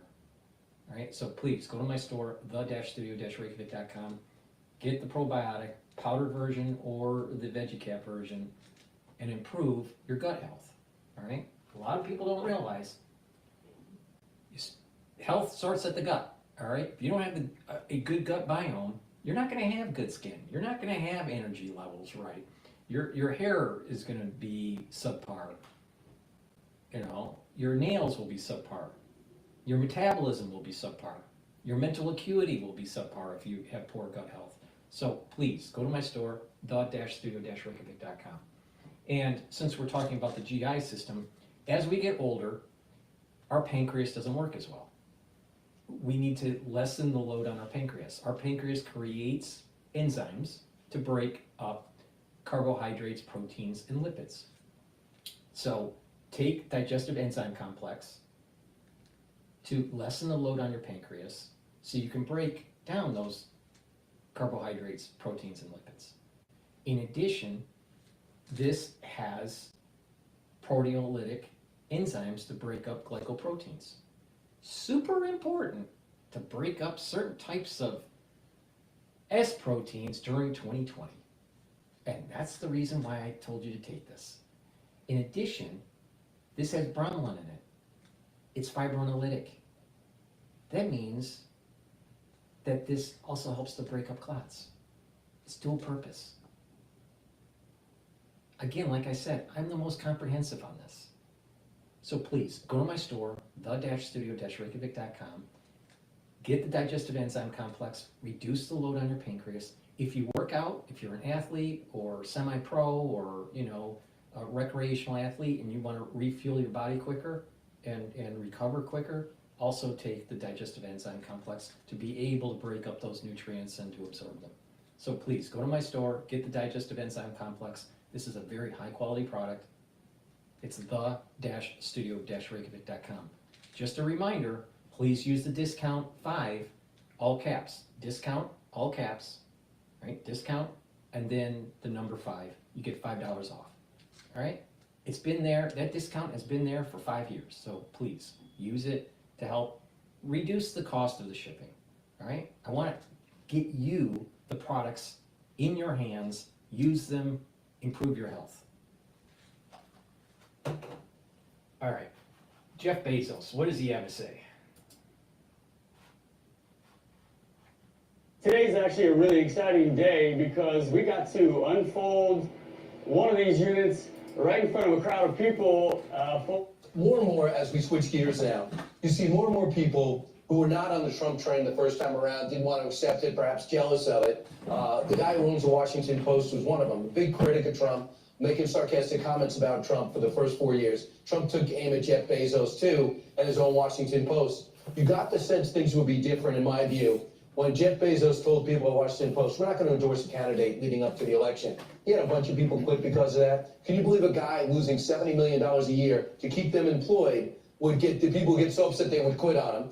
But he didn't. So you hear Jamie Dimon's been talking to the president at J.P. Morgan for weeks. He used to be somewhat of a critic.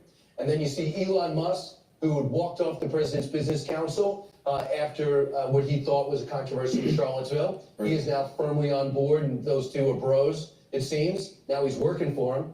The latest one to come aboard is Jeff Bezos of Amazon, saying nice things yesterday. Yeah, he said he was optimistic about working with a calmer Trump, and he can help him reduce regulation. Listen to what else he said. If we're talking about Trump, I think it's very interesting. I'm actually very optimistic this time around that we're going to see. I'm very hopeful about this. He seems to have a lot of energy around reducing regulation. And my point of view, if I can help him do that, I'm going to help him. Because we do have too much regulation in this country. This country is so set up to grow.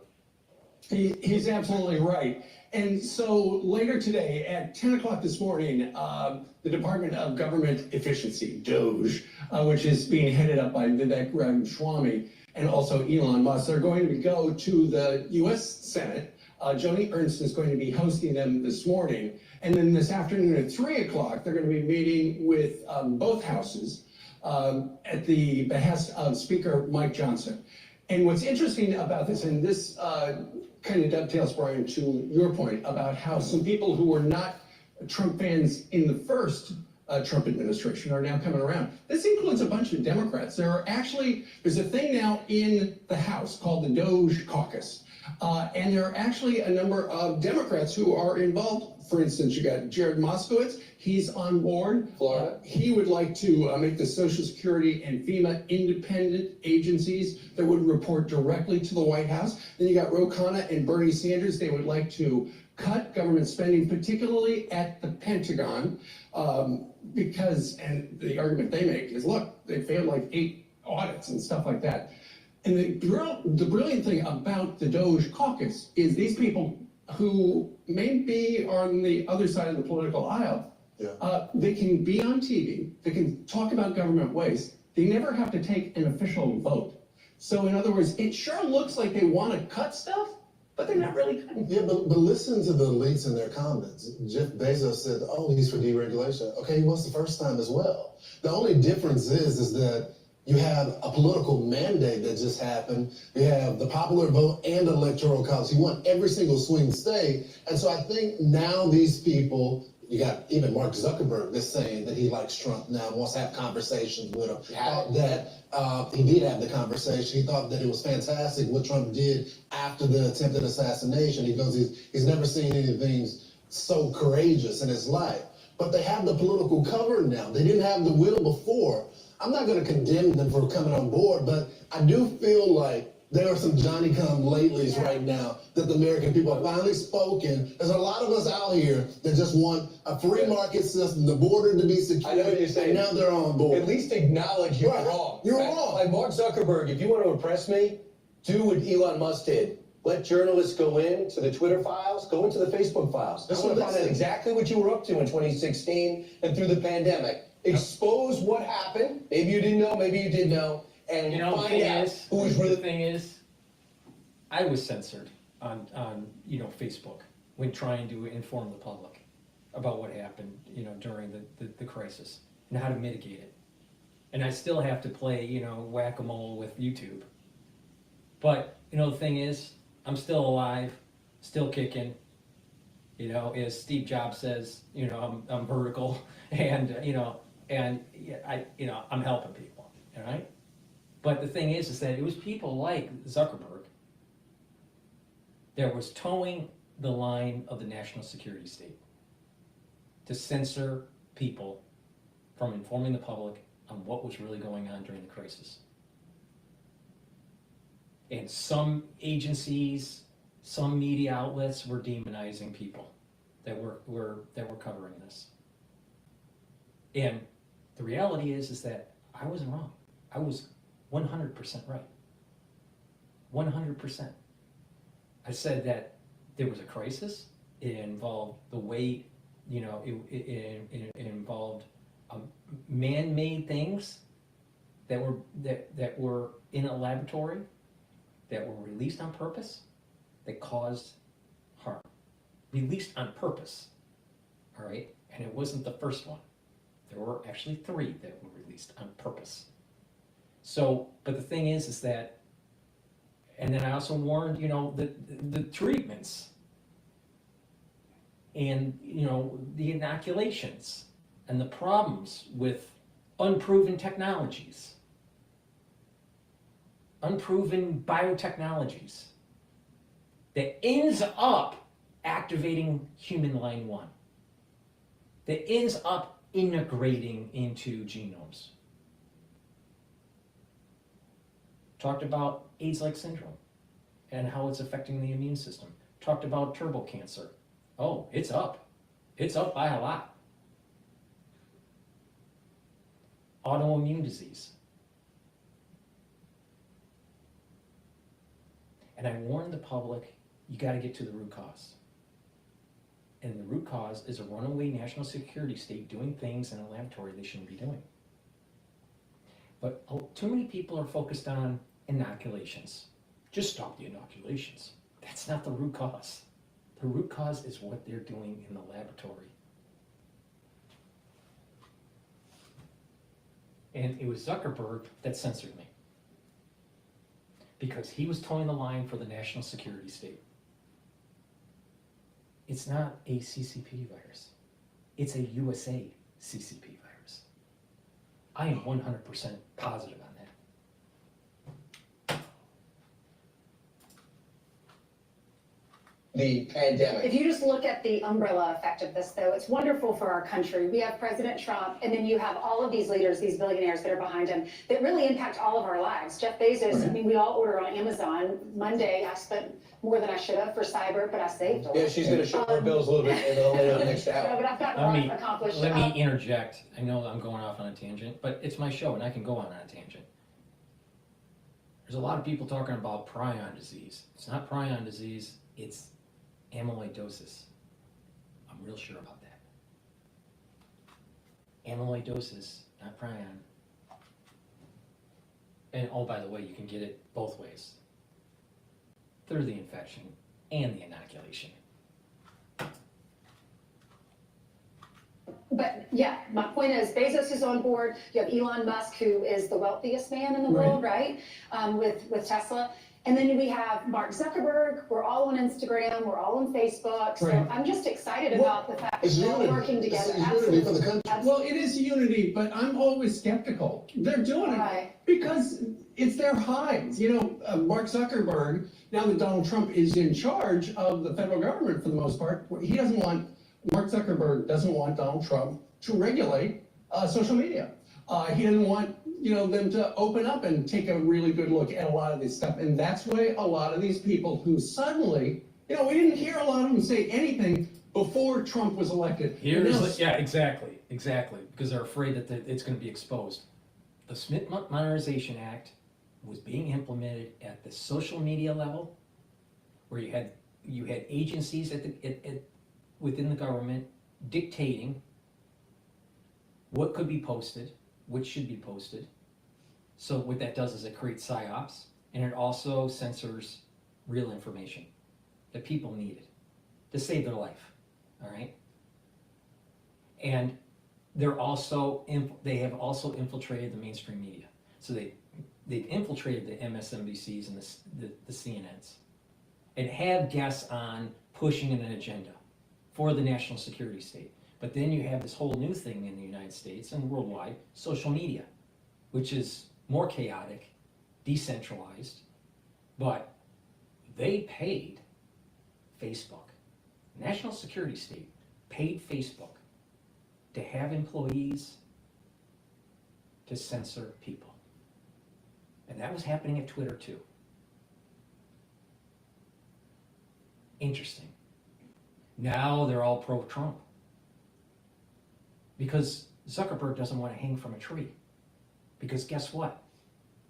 When you look at this at a metaphysical level, he was complicit in the deaths of many people worldwide.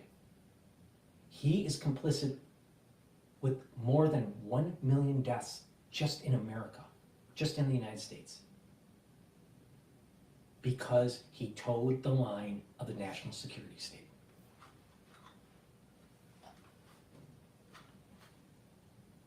And I'm not speaking in hyperbole. This is what happened.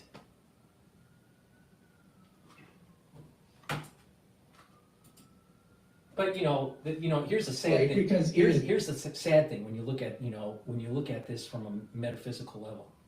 Why is he blessed with so much wealth and so much power with Facebook, Meta, whatever you want to call it? All right, he's been blessed, yet he has caused so much harm. Is it fair for people to be cursed trying to do the right thing, and other people are blessed for towing the line for the national security state that actually harm people? Where is the cosmic justice of this? And I, think about this quite a bit. Where's the justice in this? Where people were trying to do the right thing to help, while others were suppressing information that would save lives. Why should Zuckerberg be blessed? Why? Why?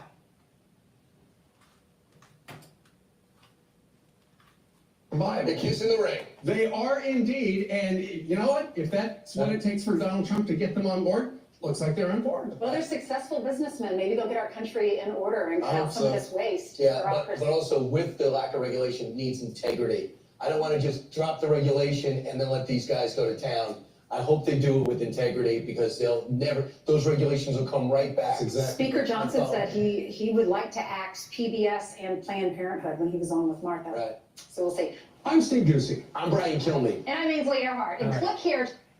So we'll go back to Bloomberg. They're on a commercial break. Just to give an update on the market, the S&P 500 is trading at 6,079, almost 6,080.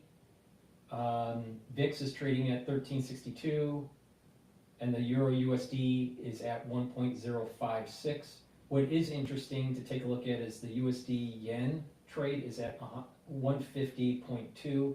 So dollar is strengthening against the yen, but weakening against the euro. The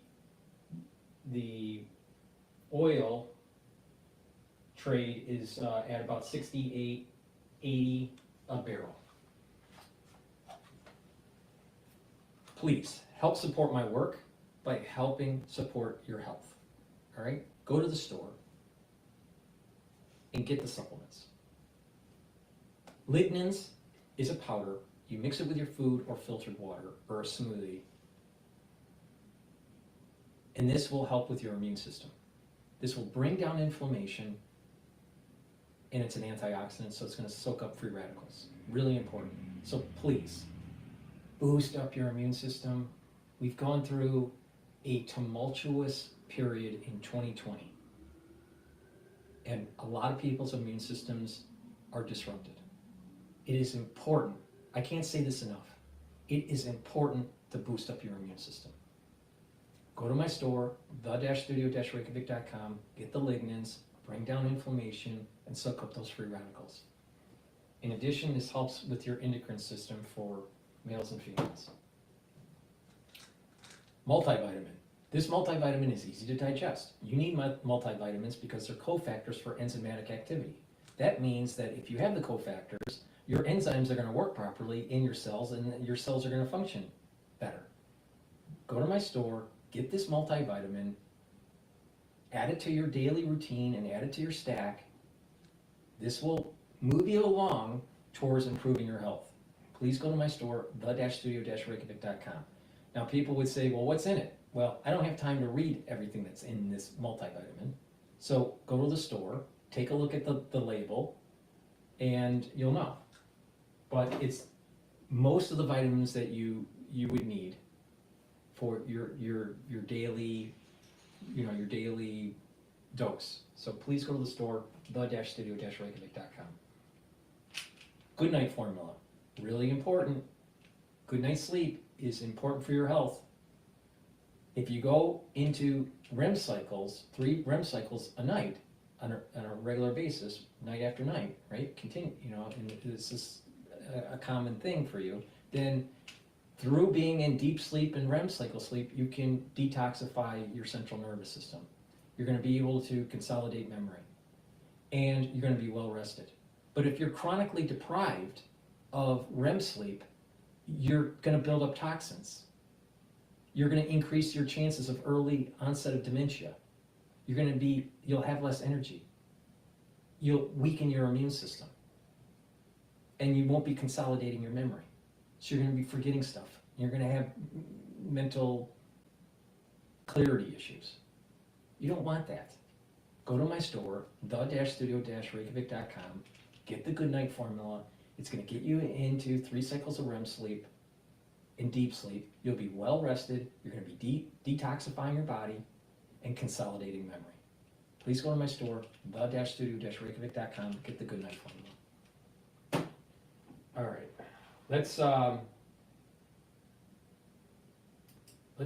go to Bloomberg. They're talking with the commodity and adoption. So price must go over time. It's just going to have these nuances. But right now, it's about the major shift in this country from being really pushing against cryptos, as we saw with Gary Gensler, now shifting over to a whole government that's so much positive cryptos. And you see things like the potential for us to be, the USA to actually sell gold and buy Bitcoin, which I think is a bit wild, but that was a Bloomberg story that really hit the tape this weekend. So, and then quotes from Chairman Powell pointing out it's digital gold, and even from President Putin, there's nothing that can really stop it.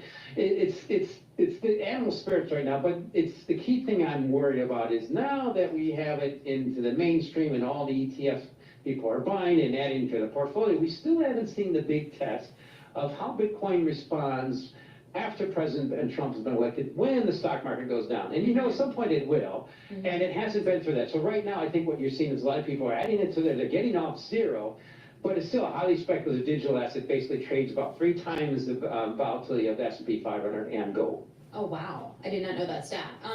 When we have the optimism from Paul Atkins now... Again, like I said, I don't believe that Bitcoin will supersede a digital dollar, because if Bitcoin was used as a real currency for the country, it would basically relinquish power by the Federal Reserve, right? The Federal Reserve is going to relinquish power, right? There'd be a war before that happens. So it's a virtual commodity with very high volatility, all right? Now, that doesn't mean you can't make money in it because there's volatility. But to say that it's a storage of value for economic activity, you can't. It can't be. Think about this for a second.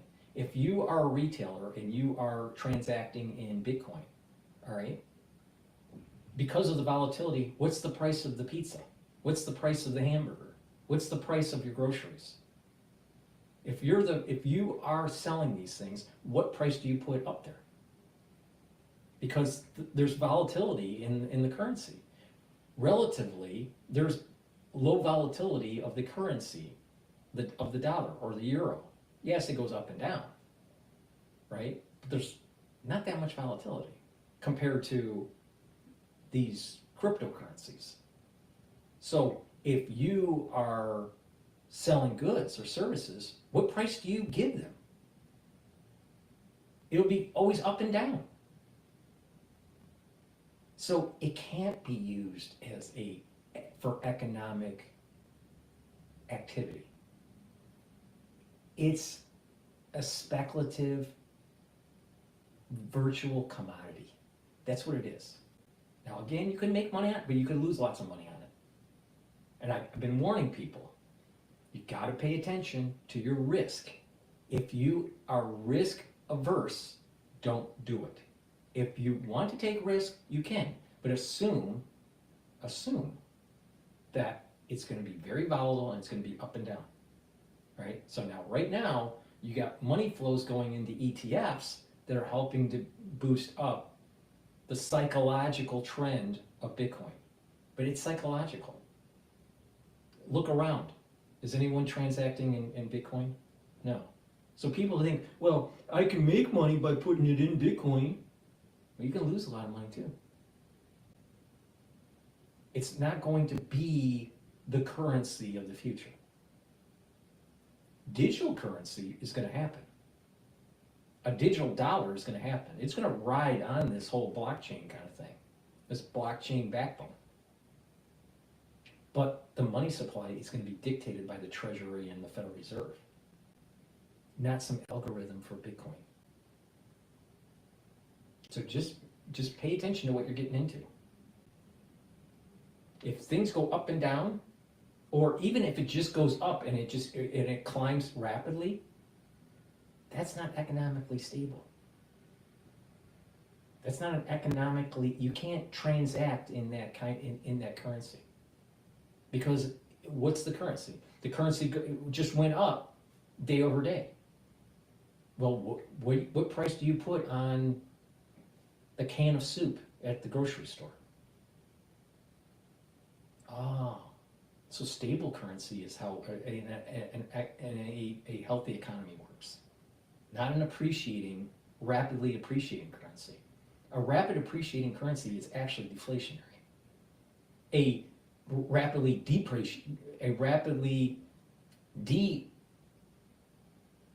devaluing of a currency is inflationary.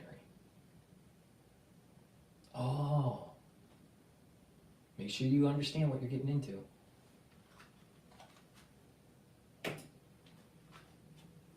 So with the business flash, and for that, we go to John Tucker. All right, slightly risk off today as investors wait for tomorrow's all-important jobs report for any indication about the future path of interest rate policy from the Federal Reserve. Some of the airlines getting a boost today.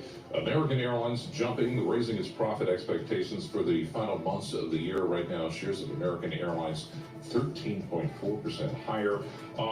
The booze maker Brown-Forman, those shares rising over 8%. The company reported earnings per share and organic sales for the second quarter. That beat the consensus estimates. And then Dollar General shares, they're gaining. Analysts highlighting the discount retailers better than feared. Third quarter comp sales and the gross margin there as well. And meantime, David Leibowitz at JP Morgan Investment Management says, you know what, a number of factors have shifted him now away from fixed income and more into stocks. Deregulation, tax cuts, so on and so forth. We wanted to lean more a little into the equity side, one where valuations are more attractive, than the Mag 6, but also where we think there will be a direct benefit from some of the policies that will come through starting next year. Right now, the S&P 500 just 5 points lower, 6,081 after yesterday's record close. The Dow 76 points lower. That's down about 0.2%. The Nasdaq 133 points lower. That is down about 0.1%. Let me just give you an update on the story that we've been following since yesterday. This is the shooting in Midtown. ABC says police appear to be closing in on the identity of the suspect who gunned down United Healthcare CEO Brian Thompson. They've sought a search warrant for a location in New York City where they believe the suspect may have been staying. ABC also says police now have a pretty good sense of who the shooter is. They're still looking for him. He did leave clues at this scene. The words delay to pose written on a shell casing and a live round recovered in front of the New York Hilton Midtown. So that's all we know at this point. And we check the markets and other news for you all day long right here on Bloomberg Radio. I'm John Tucker, and that is your Bloomberg Business Flash. Alex and Paul. All right, John Tucker, thank you so much. We appreciate that. Alex Steele, Paul Sweeney, we're live here in our Bloomberg Interactive Broker Studio. We're streaming live on YouTube as well. So head over to youtube.com, search Bloomberg Podcast. As John was just reporting, a little bit of a pullback here in the equity markets, nothing to write home about. Yields a little bit higher here. Let's check in with Vince Signorello. He covers all these markets for Bloomberg News. Talks to a lot of the traders out there on the street, getting a sense of what's moving markets here. Hey, Vince, what are you seeing over the last several days in markets here? You know, I think we're just seeing some waffling, as you mentioned, going into the jobs numbers tomorrow. There's obviously a great deal of uncertainty. The Fed has moved away from the labor market a little bit. It's pushed it more to the back burner. Inflation is a little bit more key, I think, at this point. They're just hell-bent on getting back to their 2% neutral rate. But I think more and more when you talk to traders, the idea of 2% seems a little bit out of reach with a $36 trillion national debt. I think that the neutral rate on this, I think people believe the neutral rate's a lot higher, more like 3 to 3.5. And they're probably a lot closer to it than maybe they think. And with PCE stabilizing and even coming up a little higher in the last few readings, I'm not so sure how much more the Fed can go. And I think traders are in the same boat. It's not going to be the Fed that carries us going into 2025. It's going to have to be earnings. And that's basically what people are looking at. All right, let's talk about earnings then. Individual companies. What has been some of your takeaways or standouts that you're paying attention to today? Yeah, I mean, it's tech. Look at Salesforce. The question I think going into 2025. Look, we've had it in 2024. We're up 25%. It's not what has happened, but what's going to happen. Can tech continue? There's been talk about, there's going to be some major depreciation write-offs that are going to hurt earnings. That was a Barclays take about a month ago. Will tech be able to get the returns from the investment they're putting forward? And, realistically, that more or less that's a 3 to 5 year period. So not so sure 2025 earnings are going to be able to keep pace with 2024. So might be a little bit of a headwind going into next year. Hey, Vince, we're keeping a close tabs on what's happening over there in France, and we've seen some weakness in the euro, but it seems to have recovered here and kind of steadied here. What are you hearing from some of the folks in the currency markets? It's the response, and I heard you mention that there's going to be an interview with Le Pen later with Francine. It's going to be interesting to see what she has to say, because the response so far from Le Pen has been cordial, for lack of a better word. Macron doesn't need to resign. They're going to pick a new PM. We're likely to hear about that later tonight. Macron is supposed to speak, I believe, at 8 p.m. France time, European time. And so we'll get an idea what's going there. But there's not been this sort of tit for tat fight between the left and the right that markets had anticipated with the fall of the French government. So it's going smoothly, so no one's really upset about it. In Vince's former life, he used to trade FX, so he's still a recovering FX trader on that end. But I did want to ask and tie it into equities too, because I feel like U.S. exceptionalism, I can't find a really strong argument against it when it comes to the equity market, and I'm wondering if that continues in the FX market as well. So here's the thing. The dollar's bid. It's going to stay bid, I think, for a little while. It's down a little bit today, but nothing substantial. The problem with tariffs is, in the long run, it substantially hurts the currency.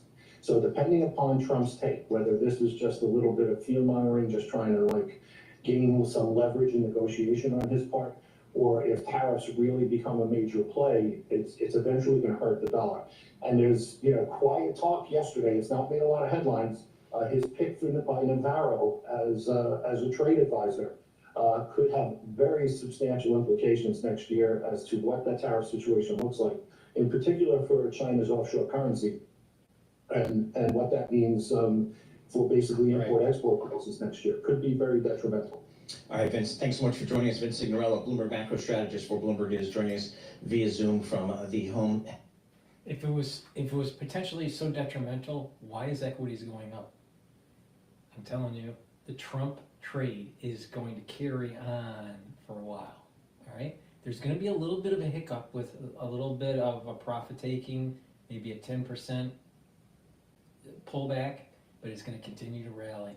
This is kind of we're in a sweet spot right now. I want to go to Fox talking about Kash Patel. potentially becoming the FBI director. I support Kash Patel. I think that he would be a great FBI director. But before I do that, please go to my store, the-studio-reykjavik.com. Like I said, get a good probiotic. This one is the powdered version. The one I showed earlier was the veggie cap version. I use this version. I mix it with my hummus every day. For lunch, it's a great way to take a probiotic. You can mix it with water, filtered water, mix it in a smoothie. It's up to you, right? I prefer to mix it with hummus. You can mix it with yogurt, whatever. So please go to my store, get the powdered probiotic. It's a great way to take the probiotic. And you get all those benefits like I mentioned earlier. Vitamin B complex, really important. The first few B vitamins help with your mitochondrial health, with the electron transport chain. That's where you build up most of your ATP, your energy source. Vitamin B complex also helps with your red blood cells. It helps with your neurons. When you get older, you need to improve your neural health. And a great way to do that is to take vitamin B complex. So please, go to my store, get the vitamin B complex, boost up those energy levels, have better cellular metabolism, and improve the health of your neurons. And immune system, boost up your immune system. Take vitamin C every day, all right? You don't want a bad immune system, right? But vitamin C also helps with your skin. It cross-links with collagen. So go to my store, the-studio-reykjavik.com, get the vitamin C, take it with filtered water, helps with your immune system, helps your skin, right? By cross-linking with collagen. Go to the store and get the collagen too, right? It's a great way to improve your joints, your skin, your bones. So please, go to the store, the-studio-reykjavik.com, get the vitamin C, boost up your immune system, and cross-link with collagen. It's dual purpose. So with that, I want to go and review what Fox Business was talking about Kash Patel. This toothbrush isn't for everyone. We know buying a toothbrush isn't easy, especially when every model looks the same and tells you features like 6 brushing modes, AI. Well, welcome back to the show. Great pleasure, Senator Mike Lee of the great state of Utah. Senator Lee, thank you, sir. Happy holidays and all the rest of it. I just want to start. I'm very concerned, maybe I shouldn't be, Kash Patel as the FBI director. I think the FBI needs major house cleaning. We've got to clean these stables of corruption. And I just want to get your thinking about how Kash Patel looks for confirmation. Look, I think he's in good shape. In my view, Larry, there is not a good reason for any senator, Democrat or Republican, to oppose Kash Patel. He's prosecuted more cases than Kamala Harris ever did. Now, the media obsessively trashes Kash Patel while ignoring the entire Biden family enterprise. And an outsider like Kash, with his unique blend of experience, represents an intriguing candidate for spearheading reform that's badly needed inside the FBI. So I look forward to voting for him enthusiastically. I encourage all of my colleagues, Republicans and Democrats alike, to do the same. Yeah, I personally, I'm not in this process this year, but personally I didn't even want the FBI to do any vetting. I've lost confidence in the leadership of the FBI, but apparently the Senate will let the FBI do some vetting. But Kash Patel is a guy, I agree with you, he's had so many positions, he's a strong guy, he's a knowledgeable guy, and I can't imagine voting against him. Now the other one, Senator Lee, I want to ask you about. Before we leave Kash, though, I just want to say that one of the reasons they hate him is because of his involvement in uncovering the Russiagate hoax. Yes. That positions him uniquely to address the political biases within the FBI. And I think that's exactly why they hate him. Now, a lot of There needs to be a major restructuring of the national security state. A restructuring of the FBI, restructuring of the CIA, restructuring of the NSA, the TSA, Homeland Security, because they were eroding the constitutional freedoms of American citizens. And not only that, they promulgate this never-ending emergency power that happened right after 9/11. Now, I'm a little concerned about what's going on in Syria. Is this another, chance for them to gain emergency power? I'm concerned about tactical nukes that go off in European theater. Is that a means for the national security state to try to get more power? Possible. I don't trust them. Never have, never will. Especially with what they did to the American citizens during the crisis of 2020. And then, the demonization of people that voted for Trump or voted for the Republican Party. The demonization of individuals wanting to protect constitutional freedoms. The demonization of people that wanted to have autonomy over their body and not be dictated by HHS on what they should be doing. Yeah, the deep state needs to be restructured. The hate directed toward him is sort of broad invective. But what they're really getting at is they don't like the fact that he's onto them. And that's exactly why we need him in there. Yeah, that's a great point. He blew the whistle on the Russian hoax. He blew the whistle on the FBI informant's deal. You're 100% right, sir. Thank you for that. The other one, Pete Hegseth. Now, according to the news this morning, President Trump has said to Hegseth, fight back, fight back. He's not dumping him for anybody. You know Pete very well. I know him very well. What do you think about this story? How's it looking? Look, I had a great meeting with him the other night. I had him come and speak to me and a dozen or so of my colleagues in the Senate. He outlined a pretty broad, bold vision for reform within the Department of Defense. And get this, Larry, he wants to take the Department of Defense and make it about defense again. Wants to make it about projecting a lethal, intimidating, powerful military force, rather than a woke enterprise engaged in a grand social experiment to placate the leftmost base of the Democratic Party.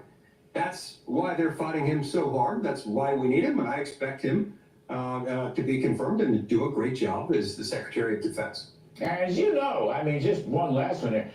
Pete Hegseth is a highly decorated combat veteran, serving in 2 theaters. I mean, for some reason, these left-wing media reports don't seem to include that. He has a couple of Bronze Stars, if I'm not mistaken. He may have other decorations as well. I mean, he's a total patriot. He's put his life on the line for the country.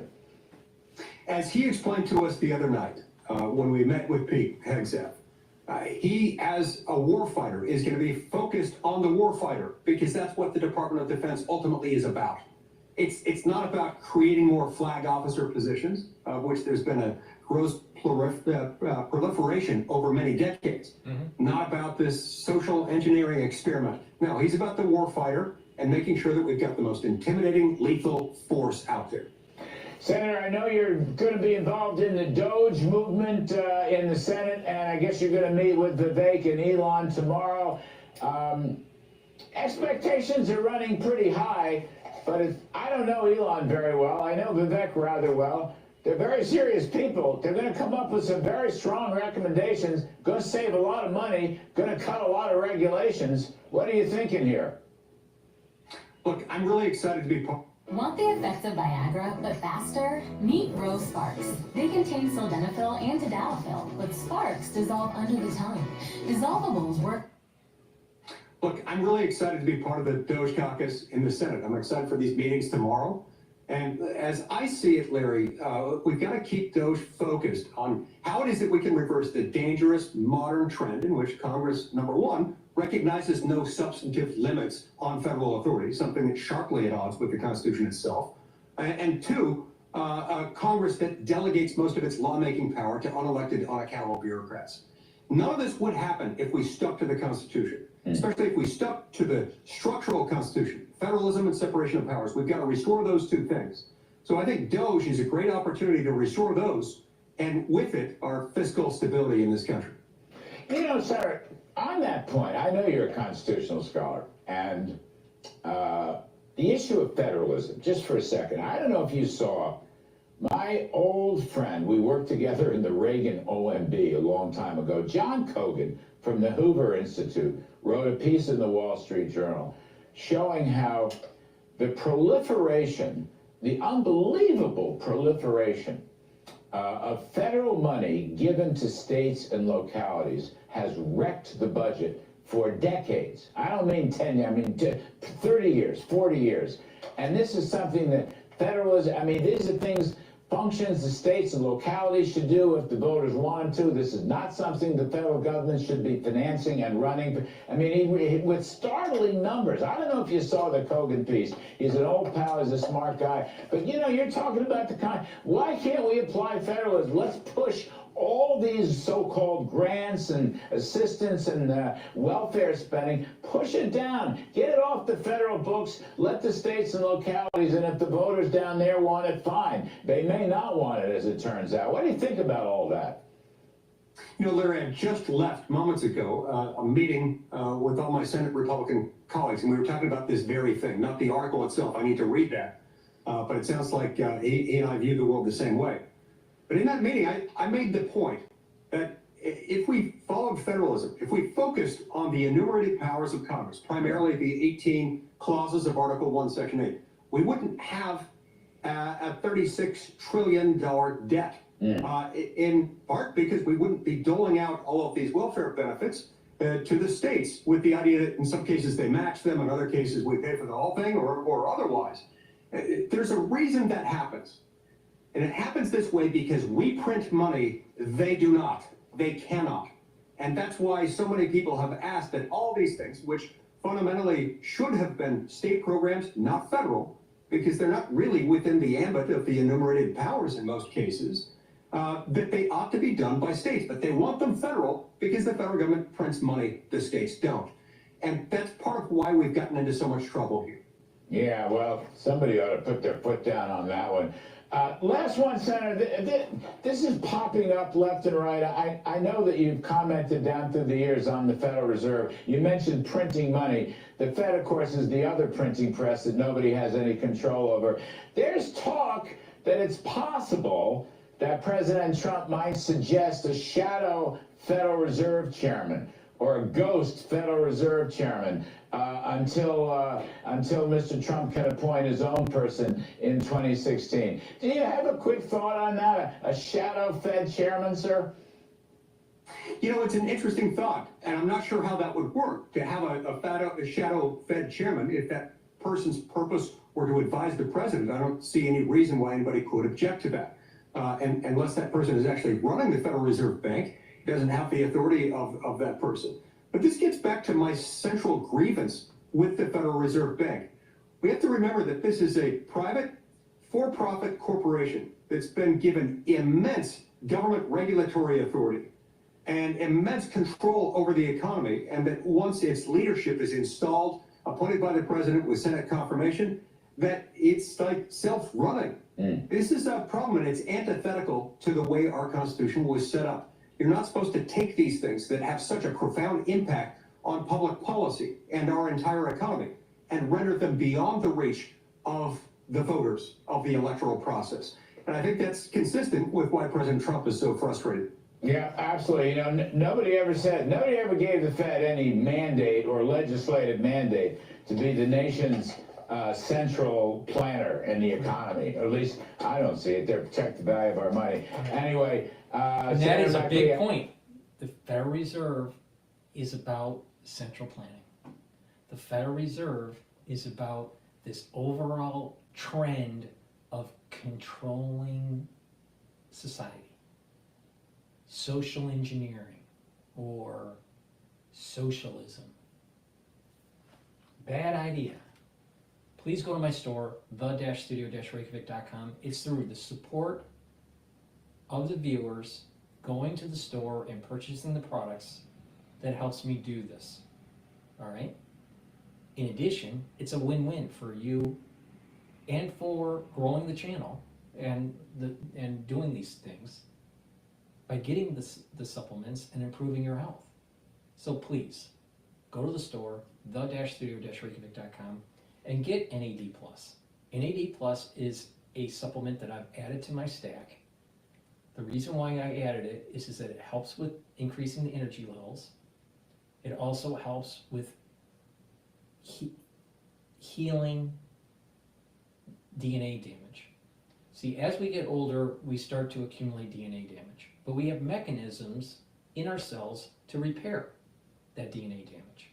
The problem comes in is that as we get older, we have more DNA damage. So it kind of overloads our internal mechanism of repair, and we need a little bit of help. NAD+ helps with that, with helping the DNA repair mechanism to be able to repair that DNA. So it is a supplement to take to boost up your energy levels, but also to help to repair your DNA damage. In addition, NAD+ is very important to help with neural health and neural protection.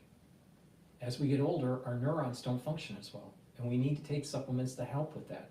This is synergistic with other supplements like ubiquinol, resveratrol, C60. You'll notice there's a trend that I talk about with these stacks, and that is bring down reactive oxygen species, boost up that mitochondrial health, increase energy levels, right? And when you do that, it helps a lot of different systems in your body, especially your neurons. So please, go to my store, the-studio-reykjavik.com, and get the NAD+. If you're 40 plus years, you should be taking NAD+ just to protect your neurons, all right? Because by protecting your neurons, that means you'll have better balancing. By protecting your neurons, when you get older, you won't have as many gait issues. By protecting your neurons, you're gonna be able to have better mental acuity. By protecting your neurons, you're gonna have better muscle coordination. Please go to my store, the-studio-reykjavik.com, and get the NAD+. NAC is also a supplement that I've added to my stack. Why? Because it boosts up the glutathione levels. Glutathione is needed to soak up free radicals. So you have the C60 pathway to soak up the free radicals, and you have the NAC through glutathione to soak up other free radicals. And that way, by targeting free radicals differently, you can soak them up more, and you slow down the aging process and reduce the stress on the cell. As you get older, you start to accumulate a lot of free radicals, and you're going to have to soak them up, or it'll continue to do cellular damage. So what's important to do is to take NAC. This is stackable with C60 and ubiquinol and NAD+. So NAC will boost up that glutathione level, soak up those free radicals, right? NAC also helps to detoxify your liver and your kidney, especially if you take acetaminophen. And NAC helps to calm down the nervous system, reduces anxiety. So please go to my store, the-studio-reykjavik.com, and get the NAC. Resveratrol. It's an antioxidant, helps to get rid of senescent cells. It's stackable with C60. Resveratrol works really well if you stack it with C60 or ubiquinol or NAD+ or NAC. So please go to my store, the-studio-reykjavik.com, and get the resveratrol. I've been taking resveratrol for decades. So please go to my store, the-studio-reykjavik.com, and get the resveratrol. Now, with that said, I want to take a look at.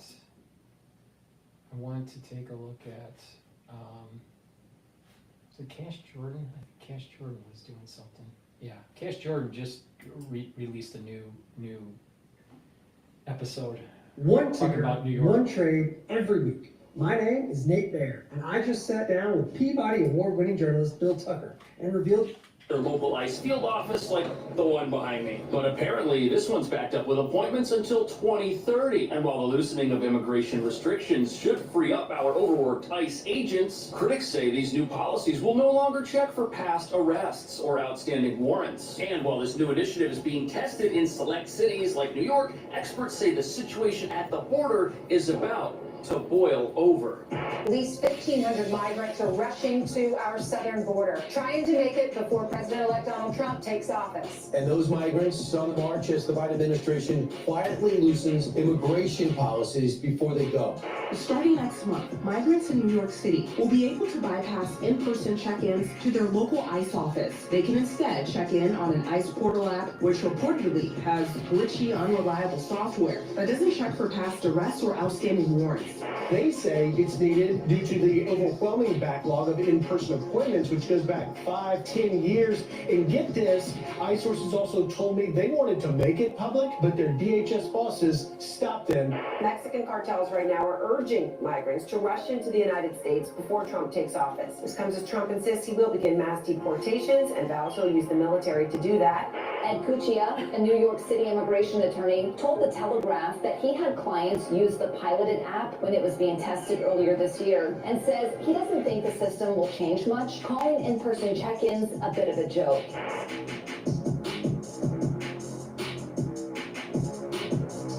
So there are accusations that someone is trying to sabotage President Trump before his second term starts. But what nobody's talking about is that although these new efforts to modify immigration-related procedures could speed things up and free up resources, they also reveal the challenges facing any president who wants to get this border situation under control. Speaking of which, our border is now experiencing an unexpected surge in traffic, with cartels and gang members rushing as many people towards the country as they can in a last-ditch effort to make a final profit off the thousands of people fleeing poverty in countries these very same criminals have already destroyed. And because U.S. immigration resources are stretched super thin, the current administration wants to use a combination of technology and relaxed restrictions to try and help them out. But critics say this new tech, which hinges on an app that asylum seekers will use to communicate with ICE, is riddled with bugs, easily exploitable, and will end up making the country less safe, as it will enable gang members and dangerous criminals to evade the watchful eye of federal authorities, along with possible deportation efforts, especially if they can make it to one of America's sanctuary cities that's vowed to resist additional immigration measures, even if that resistance means protecting gang members at the expense of the immigrant communities sanctuary city laws claim to protect. Which brings us to the real reason why critics are worried about a last-minute change to U.S. immigration rules right before a presidential transition. If this doesn't work, the entire system could become overwhelmed and implode, leading to a new type of immigration crisis that puts law-abiding immigrants and legitimate asylum seekers in danger, and, as you're about to see, will also allow the gang members and criminals who profit from this humanitarian crisis to keep doing so.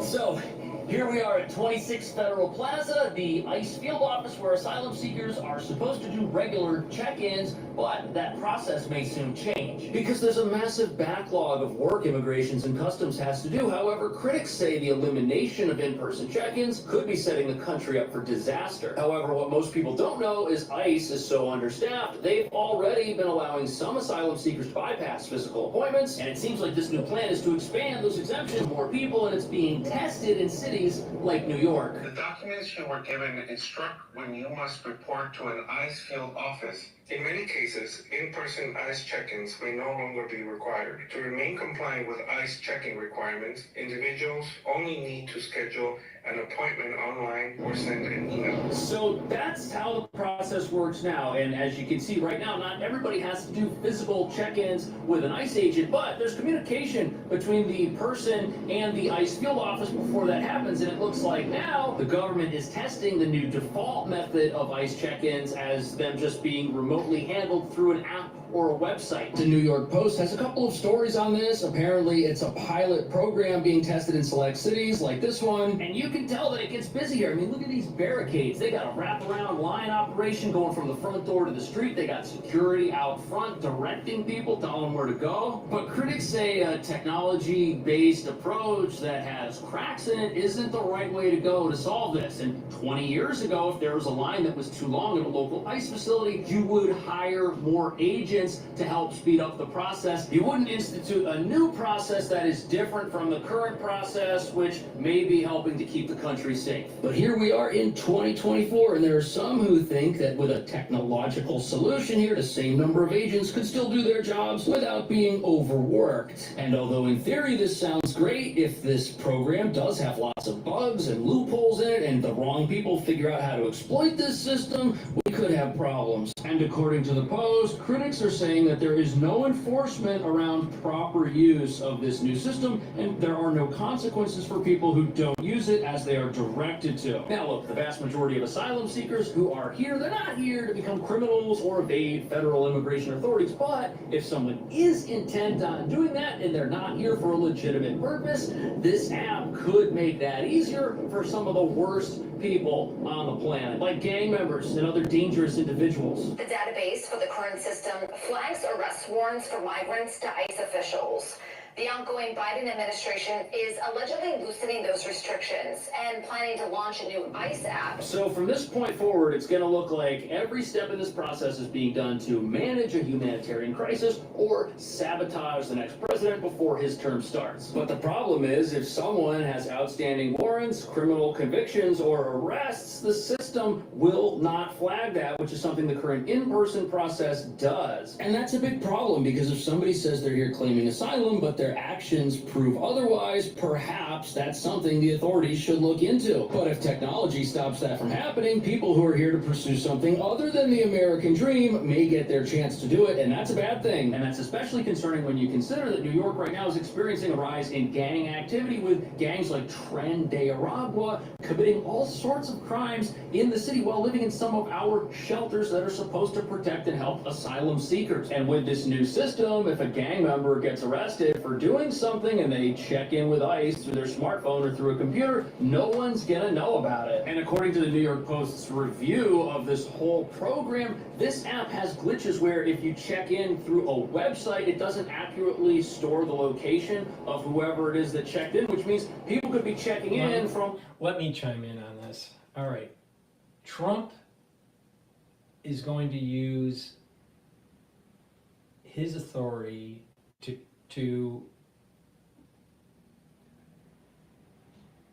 take these illegal immigrants and send them back to the country of origin. All right? Probably going to start with criminals, gang members. The gang problem in New York is the theft and the gangs and all. It's a major problem. All right? So they're going to focus on that, right, first. But you have these individuals that aren't part of the gang that have been in the country during the Biden administration or even before, right, that probably also have, some of them or many of them will have to be processed to be taken out of the United States. But it's going to start with the criminals. And it's going to be hard for the mainstream media to fight against Trump when he's deporting criminals that are illegal aliens. All right? But to muddy the waters, have a new wave, a new caravan, a wave of illegal immigrants coming over the border during the Trump administration. And so he has to deal with that and tear apart families and you know, the play on the emotional fallacy as he's deporting the criminals. And so they want to muddy it. They want you to think Trump's a bad guy because he's going after, you know, Susie and Johnny that are poor from Nicaragua or Cuba or, you know, some other country, right? Instead of focusing the attention on the mainstream media with the illegal immigrants that are causing crime. So how Trump handles that, I'm not sure. Because obviously you got to stop the caravan. Best to stop it before they get to the border. And there's some tactics for, you know, that Trump can use. The tariff tactic is a good one. But once they cross over, Trump needs to be forceful and push them back out of the country. He has to be forceful. He can't let this caravan, even if they're not criminals, you can't let this fester, because you have this new wave coming in. You have the criminal activity that's already in the inner cities from the illegal aliens, and then you have the ones that have situated themselves that aren't, quote, breaking the law right now, but they broke the law by being an illegal alien, right? And then some of them are being processed through as asylum seekers, but they didn't do it the proper way. They should have went through the correct port of origin and fill out the paperwork to do that, instead of coming in here illegally and then having nonprofit organizations helping them process, asylum. And that's that's a lot of people don't realize. There are nonprofit organizations within New York and these other sanctuary cities that are getting state funds, sometimes federal funds, but state funds, and donations to help process these illegal aliens so they can get asylum. So the nonprofit likes the money flow, even though that they're helping these people process their illegal immigration status into, a pending status because they're seeking asylum. The nonprofit organizations are helping this happen. Well, stop the funding to the nonprofits. That's another great way to do this. But Trump needs to make sure that he gets the illegal aliens that are in this country causing havoc out. And he has to stop that caravan, stop this inflow. And then after that, start going after the ones that have embedded into the society. It's like it's a multi-stage process. But I'm telling you, the Democratic Party is pushing to muddy the waters. So when Trump starts activating this deportation of illegal immigrants that are causing social disruption, the mainstream media is going to go, but look at this other caravan that's coming over the border, and you're kicking them out too. And that involves children. They're playing up the emotional fallacy like they always do. They always do. And we just got to be forceful. Clean up the mess that failed immigration policy has created for decades. But mark my words, the Democratic Party is going to use the mainstream media to try to muddy the waters the first month or two of Trump's administration, when they start to deport the illegal criminal activity that's going on, the illegal alien criminal activity that's going on in the inner cities, while this new caravan of people are coming through the Rio Grande. That's what's going to happen. Lovely. Unknown locations. We may have no idea where some people who could be dangerous actually are. Ed Kuchia, a New York City immigration attorney, told The Telegraph that he had clients use the piloted app when it was being tested earlier this year, and says he doesn't think the system will change much, calling in-person check-ins a bit of a joke. He says either way, the immigration... So we've got this app, it doesn't do background checks, but in New York, you've got an estimated 90,000 people that have to contact this field office and see if they need to come in. And hopefully this app is not ruled out in a haphazard manner to too many people at once. Because if it is, and the wrong people slip through the cracks before it's fixed, asylum seekers themselves could be put in danger. And that's because under the current system, gang members who live in our shelters would be found. But now that's not going to happen anymore, and these people may keep staying there. And the problem with that is some of these gangs, like Tren de Aragua, specialize in human exploitation, and this is a humanitarian crisis. And the last thing we want to do is help people who are intent on making this entire humanitarian crisis worse at the expense of the very people who it's named after. But sadly, it looks like that very well could happen, and it's already happening because our current right to shelter system doesn't do any background checks either. That's how these gang members are getting placed in shelters next to families with little kids who are in elementary school. Nobody gets vetted before being moved into these places, and because it's a sanctuary city, police officers are not allowed inside to patrol them and look for criminals and keep vulnerable. Literally, this is one, not the only reason, but one of the reasons why New York is a shithole. It's one of the major reasons. Because there's too much crime, they're wasteful of taxpayer money, and people want to leave. People want to move out. I mean, you know, literally, if you're a CEO of an insurance company, you know, you have a high probability you're getting blown away on the street corner of New York. AKA, that's what happened yesterday. Now, of course, I'm sure that was, you know, a professional hit job, but the point here is that crime is huge in New York. It's filthy. It literally, the whole city smells like rat urine. The whole city. The whole city. It even smells more rat urine around, you know, the mayor's mansion. But, you know. And if New York is the canary in the coal mine for America, America is in trouble. I hope it's not. I hope it's not the canary in the coal mine.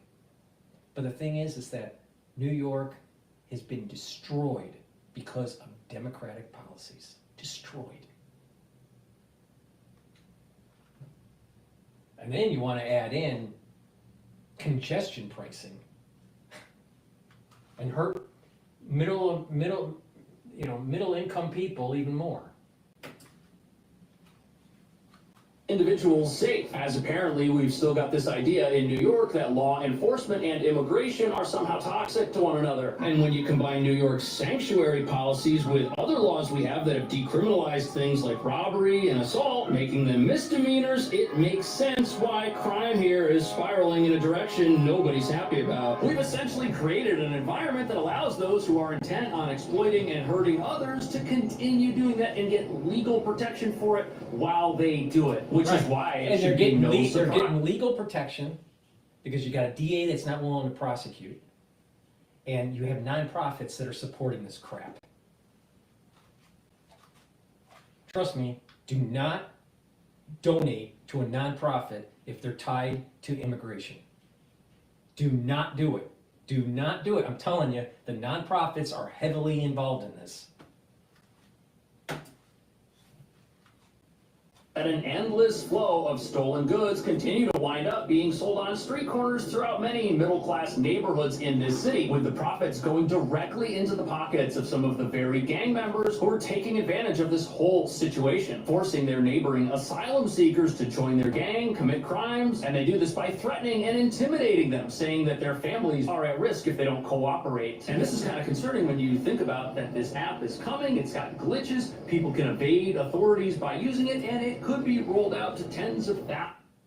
I think Kash Jordan is doing a good job in exposing this, but let's just go at the 50,000 foot level by DrPaulCottrell. Let's stop trying to solve societal problems on a fucking iPhone. Let's get the basics. First of all, how are these people going to access? Do they all have iPhones? They all have smartphones? If so, how do they afford them? You don't solve these problems by we're just going to use an app. We're going to use IT. We're going to use technology to solve these social problems. Almost always, when government is using an app to try to quote streamline operations, it's a clusterfuck. Who's making the money? Who's making the money? We don't need extra layers of bureaucracy and technology. Just stop the porous border. But we could do it. We'll put that on an app. We'll call it the app, the Stop the Porous Border app. And as long as people log in, then maybe people won't come over. the border illegally. Yeah, right. Yeah, right. Too many people not using their brain. Too many people thinking, well, there's going to be an IT solution to this. You can see this in corporate America, where they IT too much. And then all of a sudden people stop thinking. And when you have a problem in your industry or a problem at your corporation, and because you have no one really thinking behind their monitor, then all of a sudden things start to fall apart. But you got an app for that. Use the brain, stop using the app.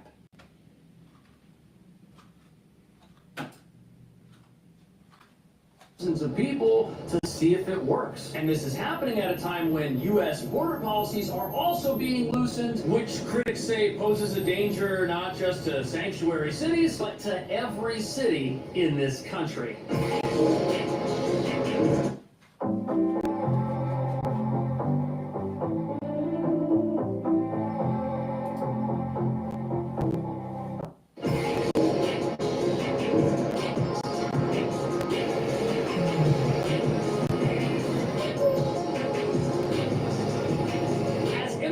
Restrictions are being loosened here in New York, and at the southern border, we've now got greater numbers of people heading towards the southern border than we've had in a long time. And they are being helped along by cartels and gangs who hope they make it into the country so they can make a profit before the next presidential administration starts. And for some reason, none of the people who are headed here seem worried at all about potential deportations. These 1,500 migrants are rushing to our southern border, trying to make it before President-elect Donald Trump takes office. And those migrants on the march as the Biden administration quietly loosens immigration policies before they go.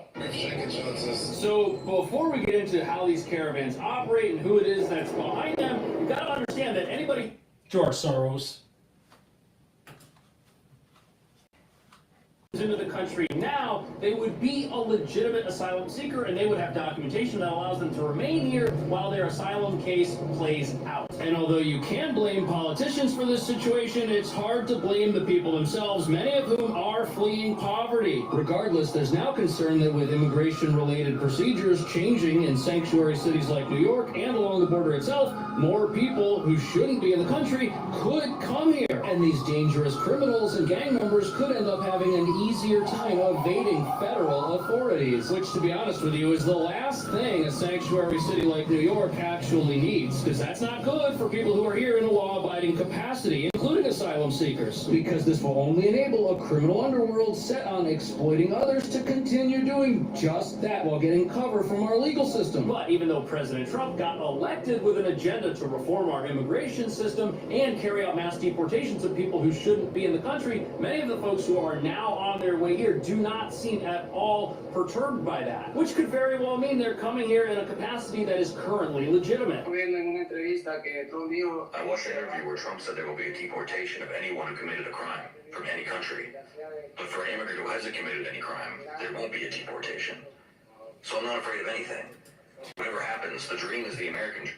Wait a minute. They want to come over here illegally. It's still breaking the law. If you want to seek some sort of asylum, go through the proper channels. See, this is the problem.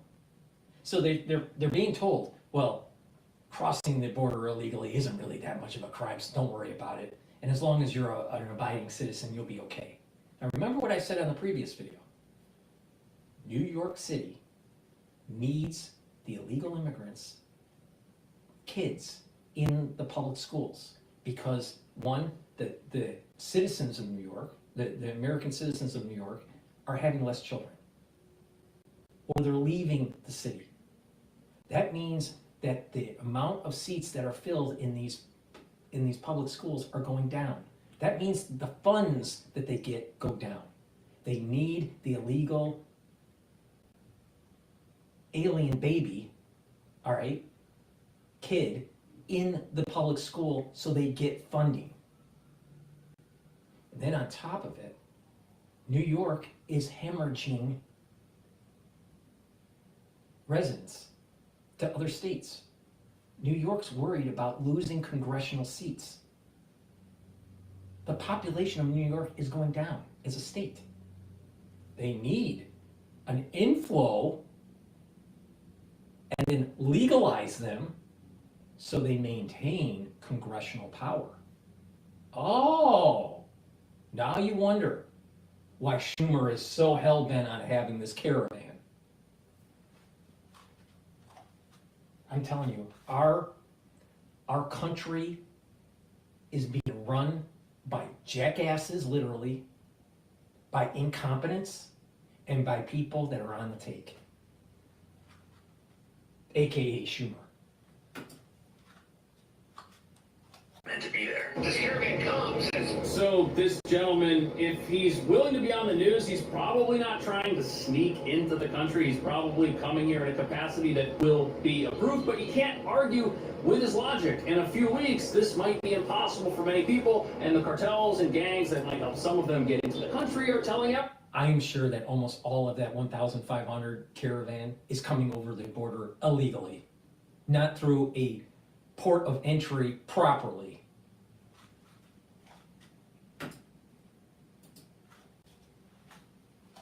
That this is their last chance. Any new arrivals who file for asylum and move to a sanctuary city will likely not only receive shelter in a hotel along with food and clothing, but also legal services and immigration-related assistance to help them with their asylum application. And it makes sense why people are coming now. The leaders of these caravans are telling everybody that they better do it before the border shuts for good. And they're probably making even more money because of this increased sense of urgency. And what is apparently a $13 billion a year business these cartels have got going on our borders. An operation that starts to take shape just south of our borders when these cartels meet up with their customers. These large caravans bring apart and people go there. Who the hell, whoever it is that's promised them access to the country. Right here in New York City. This.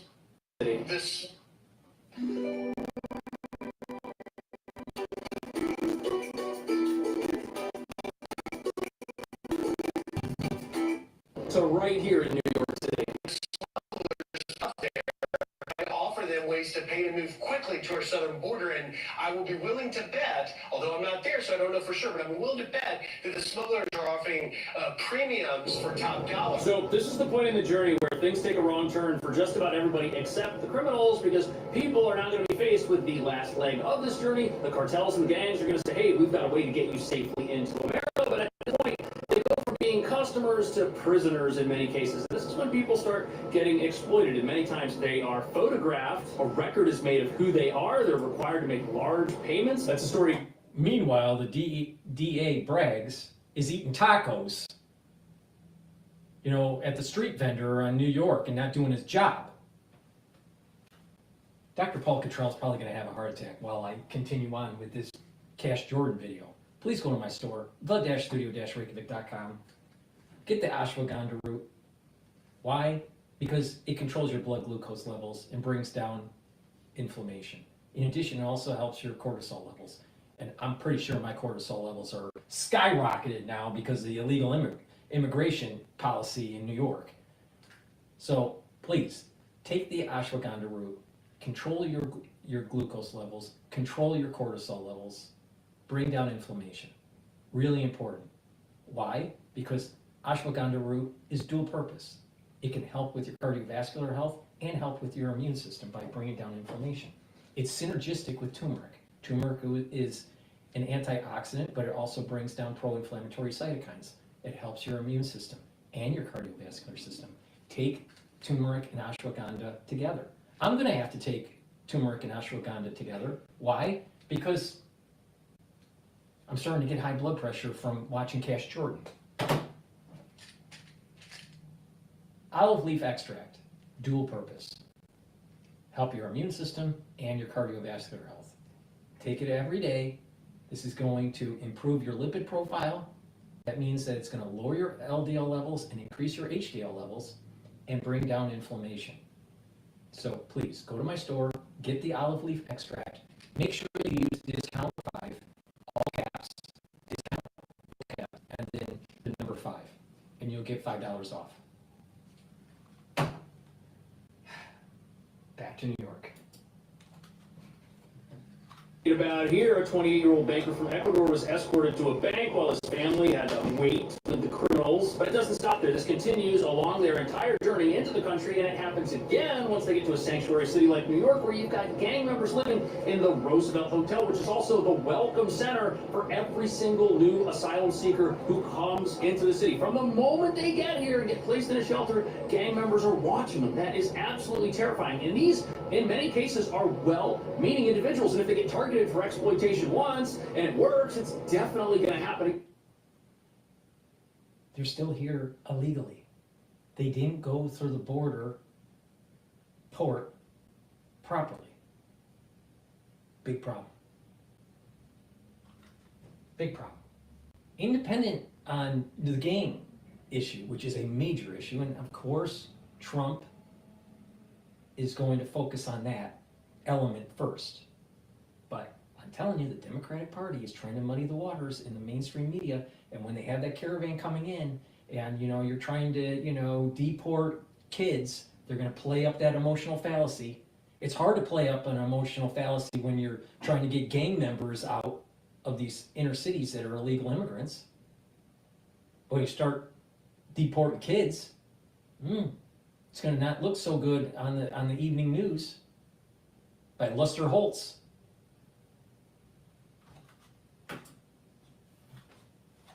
Because these aren't criminals. These are people that are just trying to seek a better life. But it's hard to argue that that's what they're getting when they come to a sanctuary city like this that has them surrounded by gang members from the moment they get here. And in many cases, these gangs are forcing people to become part of the criminal underworld. That's no way to get off to a good start in a new country, that's for sure. And many of these individuals may be forced. Majority of these people that are in in these luxury hotels, they're illegal immigrants.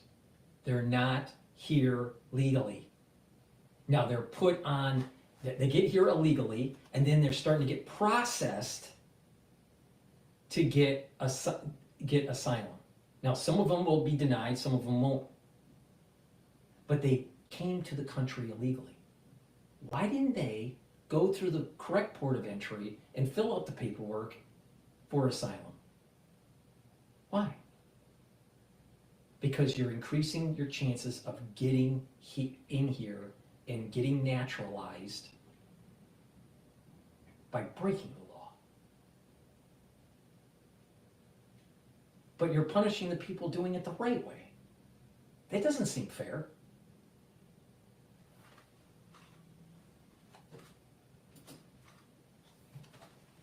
Do things that prevent them from ever living a normal life here at all. And that doesn't even get into the potential national security implications that now exist from allowing some people to come into the country and evade federal immigration authorities. Which has many people saying our current immigration system really needs reform, and it needs it bad because these criminals, they're making life worse for everybody, including the very immigrant communities places like New York say that they care about. Is that what's happening? How would you fix immigration in this country? Do you think this new app is a good thing? It's a bad thing? Let me know. Thank you so much. I'll see you. The app isn't going to help.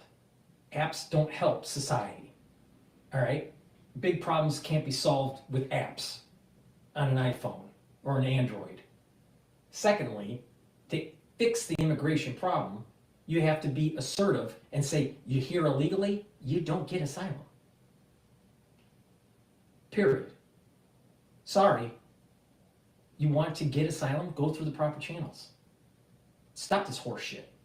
And the ones that are causing the crime and these gangs, they're illegal aliens, round them up and put them on a military plane and just drop them into their country without a parachute. You got to be forceful. If you're not forceful, they're going to keep on. The problem with Kash Jordan is that he kind of whitewashes the illegal activity of them coming over the border improperly. Stop whitewashing it. They came here illegally, period. There's no ifs, ands, buts about it. Now they work with nonprofits to try to, give them, some sort of status, pending status for asylum. that could go on for years.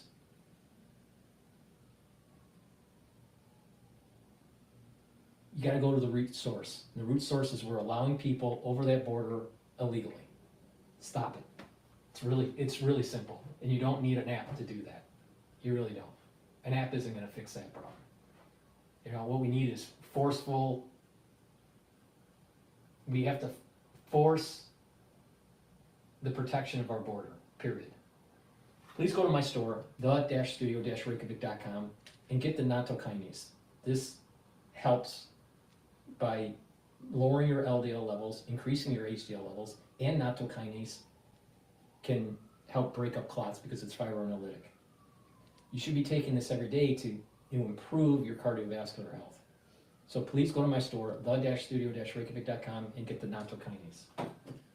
Now, taking D3 and K2 MK7 together is really important. Why? It has a dual purpose. It can help with your cardiovascular health and your bone health. So D3 helps to absorb calcium. It's a gene expression cofactor, and it helps to get rid of cells that need to go into apoptosis.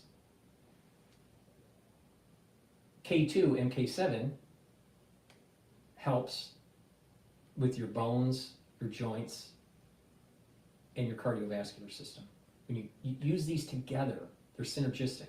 So please, go to my store, the-studio-reykjavik.com, get the vitamin D3 and get the vitamin K2, MK7, improve your cardiovascular health and improve your bone health. All right. What else is going on in this wonderful world?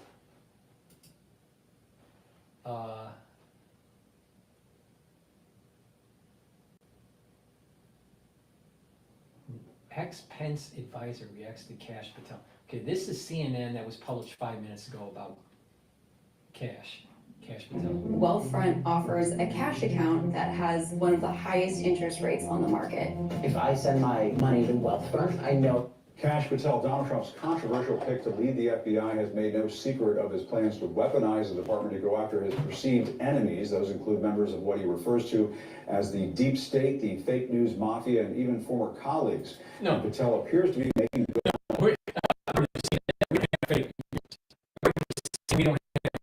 According to CNN, we don't have the Smith Modernization Act. According to CNN, we don't have a national security state that's going after law-abiding citizens. No, we don't have that. Of course not. Already before facing a confirmation process, threatening former Trump White House colleague Olivia Troy with litigation and demanding that she retract, quote, defamatory comments stemming from her blunt assessment of their time together. Let's take a listen to that. Kash Patel is a delusional liar. Let me just be very clear about that. And he would lie. Things up on operations. I think Mark Esper has talked about that as. Let me get this straight. Fake dossier created by the Clintons, the Clinton campaign, Hillary Clinton campaign, promulgated by the CIA and MI5 or 6, whatever, talks to FBI saying, maybe there's some sort of Russian interference dealing with Trump. This is all happening during the campaign for 2016. FBI lies to judges to get warrants to do surveillance on Trump and his close advisors for the campaign. And she's talking about Kash Patel lying? Are you fucking kidding me?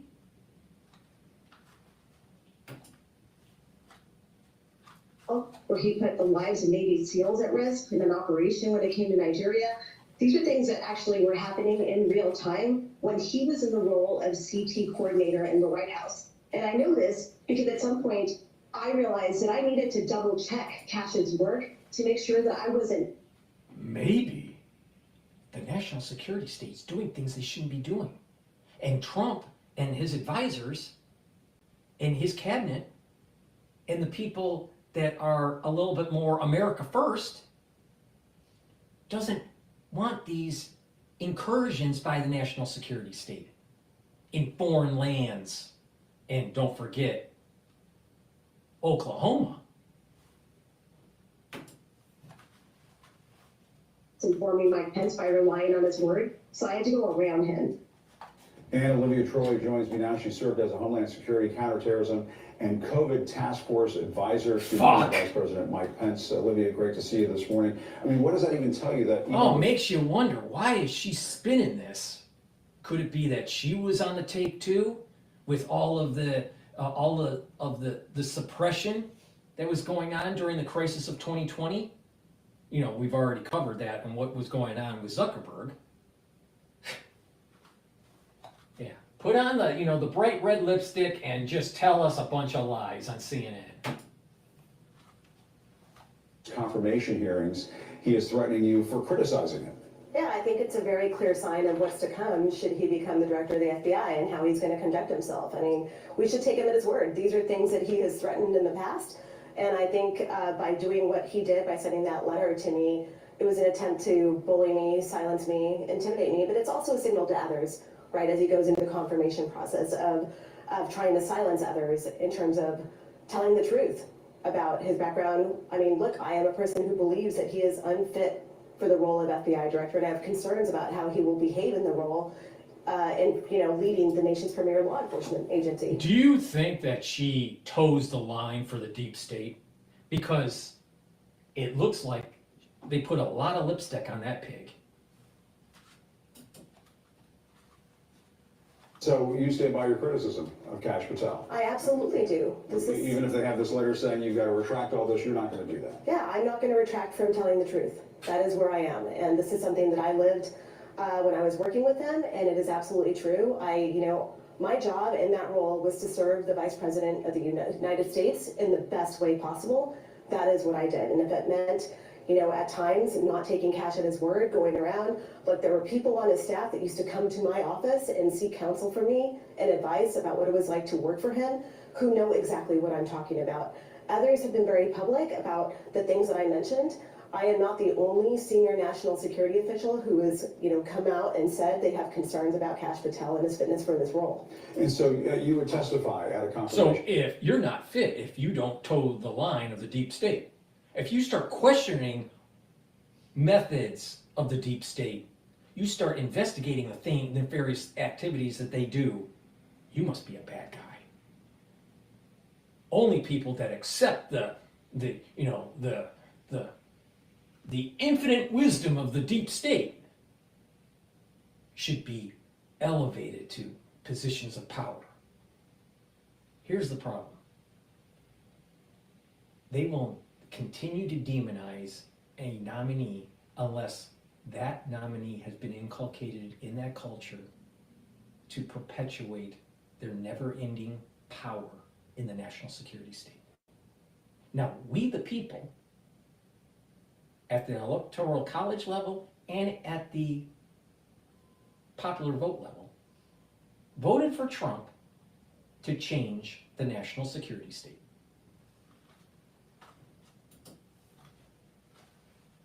Hearing, if called to testify for Kash Patel, and you think that is it possible that you were just mentioning other officials who worked around him during the Trump administration, is it possible we might see other former colleagues be called to testify who would have things to say about things that he did right, things that they think he did wrong? Yes, and the reason that I think this is so important is because we are people that worked in nonpartisan roles. That's how the national security community works, right? And that is why we're concerned, because when it comes to someone that's... Really? The national security works nonpartisanly?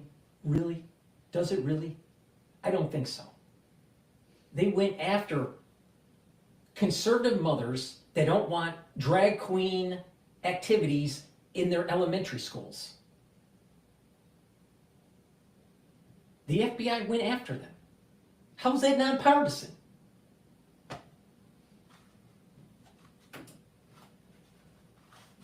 The FBI, the last thing we need is a loyalist partisan hack leading that agency and doing things that are going to be just... Loyalist partisan hack.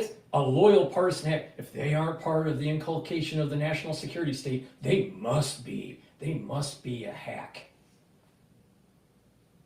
I think she should use the word a person that has a hatchet, because that's exactly what he needs to do. He needs to hatchet the FBI. He needs to hatchet the CIA. He needs to hatchet the NSA. He needs to hatchet the TSA. He needs to hatchet the nefarious activities that have been going on with these agencies, especially with the added powers they were given right after 9/11. I mean, really, Dr. Paul Cottrell just wants, please, give me a government that was a pre-9/11 day government. Why? Why do we continue on with this crap with the national security state?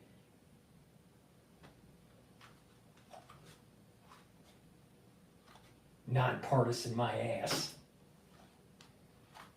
Personal vendetta, and that is why this matters so much. And I'm happy to go before Congress and testify and tell them what I know. I'm sure others would as well.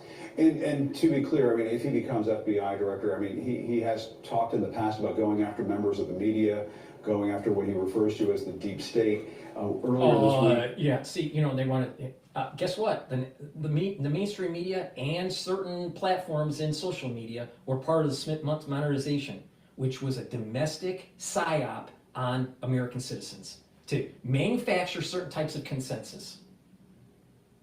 Something's not going right, blame it on the Russians. Get people on MSNBC that watch it to be convinced that it must be Russian collusion. Must be some sort of Russian conspiracy. Never-ending world, never-ending Cold War. Never-ending Cold War. But didn't JFK say, before he got his head blown off, didn't he say, beware of these agencies that run rogue? And we're living it right now in 2024. We were showing an appendix from one of his books that shows this list of people that are from the deep state. It looks like an enemies list. I suppose he might say it's not an enemies list. Do you think if he becomes the FBI director that he will target people that he considers to be his adversaries or enemies, not only of Kash, but... He should, the word ain't target. The word should be investigate. Were they complicit in doing things that were a policy that was coming from the national security state that may have been circumventing people's civil liberties? Should our mainstream media be in lockstep with the national security state? Should CNN take orders from the CIA? I would think no. And the people that did should be held accountable. And so the mainstream media is all worried. Well, they're going to be targeted because they know they fucking broke the law. They know they broke the law. They know they pushed information into the mainstream to try to convince people about a lie. They know they lied. They know they were complicit. And now they're afraid that they're going to be investigated. But Donald Trump. Yes, absolutely. And I would say that, on that list are Republicans on that list. And I would say that anyone that he feels has crossed the president in the future should really think carefully about what it looks like to have the FBI run by someone. This is perfect. This, I'll tell you, the deep state is trying to muddy the water to try to convince that, it's the Trump administration that's out of control. What we have is a runaway national security state that's circumventing the Constitution and the balance of powers. Guess what? These agencies are underneath the control of the executive branch. They're not doing what they're not doing what the president's telling them to do, unless it's Obama telling them to look into fake dossiers against their political opponents and blame it on, some sort of Russian collusion. I'll tell you, this is seriously destroying our constitutional republic if we can't fix this. Now, You know, is she smart enough? You know, is she just, you know, is this her just perception? And she's not towing the line for anybody? I don't know. But the reality of the situation here is that there is a runaway national security state. And it especially has happened since 9/11 with their emergency powers that they were given. And they keep on creating another emergency somehow, some way. Or a need for them to be, you know, where's the weapons of mass destruction? In Iraq. Wasn't that the reason why we spent $1 trillion there? Well, there weren't any. Oh, lovely. We'll tell the American public there's nothing to worry about 10 years later, after we spent all the money, after, you know, thousands of soldiers were killed, tens of thousands of soldiers maimed. That is what a runaway national security state does. Waste your money and causes our servicemen and women to be harmed. Behave in this manner. And this is someone, his demeanor when he was in the roles that I met him in when he was working in the first Trump administration, this is how he behaved on a daily basis, was a division of always suspecting deep state people, always questioning it, hiding information, and I could... Candidate Trump in 2016 was targeted by the FBI on a fake dossier. The moment he gets into office, there was never-ending suspicion, never-ending, you know, targeting by the national security state onto the Trump administration. Don't you think Kash Patel understood that? Don't you think that he was questioning the deep state because of their activities they were going on with candidate Trump? Fuck. On. So you think he could go after John Bolton? You think he could go after Lisa Monaco, Stephanie Grisham, people like that? All he has to do is just shave the mustache of John Bolton, and he's going to find the whole deep state in that mustache. It is. Yes, and it is concerning. These are people who are simply telling the truth about what they know, and I think we should pay close attention to what this means for the media, for people going forward, and is that who we want to be as a nation? Is that who we want to be as a United States, with someone in the FBI leading that organization, using it for political purposes and not using it to protect the safety and security of the American people? And I got to run, but I do want to ask you something I asked Zoe Lofgren. Did the national security state protect you during the crisis in 2020? No. No. Did they try to erode your civil liberties and your autonomy of your physical person? Did they protect you? No. Then why should we give them safe harbor? Because you give them safe harbor, they're going to do this to the 10th degree once Trump's out of office. You're going to hunt them down and you're going to prosecute them. Previous segment, there's been some reporting over at Politico, Jonathan Martin reporting that the Biden administration is thinking about doing preemptive pardons. Do you think preemptive pardons are necessary for people like yourself, other folks that Dr. Anthony Fauci, Adam Schiff has changed? Why would Biden? Let's think about this for a second. Dr. Paul Cottrell, thank you for asking the question. Dr. Paul Cottrell, why would Biden's administration consider a pardon for Anthony Fauci? I thought that Anthony Fauci didn't do anything wrong. Why would he need a pardon? Maybe he did do something wrong. Maybe he lied to Congress and Rand Paul, lied to the American public about gain of function research and all the other fucking nefarious things that were going on with the bioweapons program. Maybe. Adam Schiff promulgating the lie about the fake dossier and the never-ending hunt during the first term of Trump? And what about Liz Cheney? What did she do that she needs a pardon for, other than being a lesbian?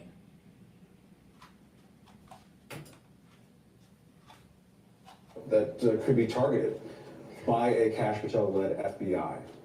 I mean, it's certainly something to consider. I guess my question is, I have not done anything wrong. I know that. And I know that many of us who have just spoken the truth, all we're doing is speaking the truth. But in today's environment, in terms of what's to come under the Trump administration, I think that's something Hunt them down, investigate. If they really did something wrong, prosecute. Because the deep state circumvented your constitutional freedoms.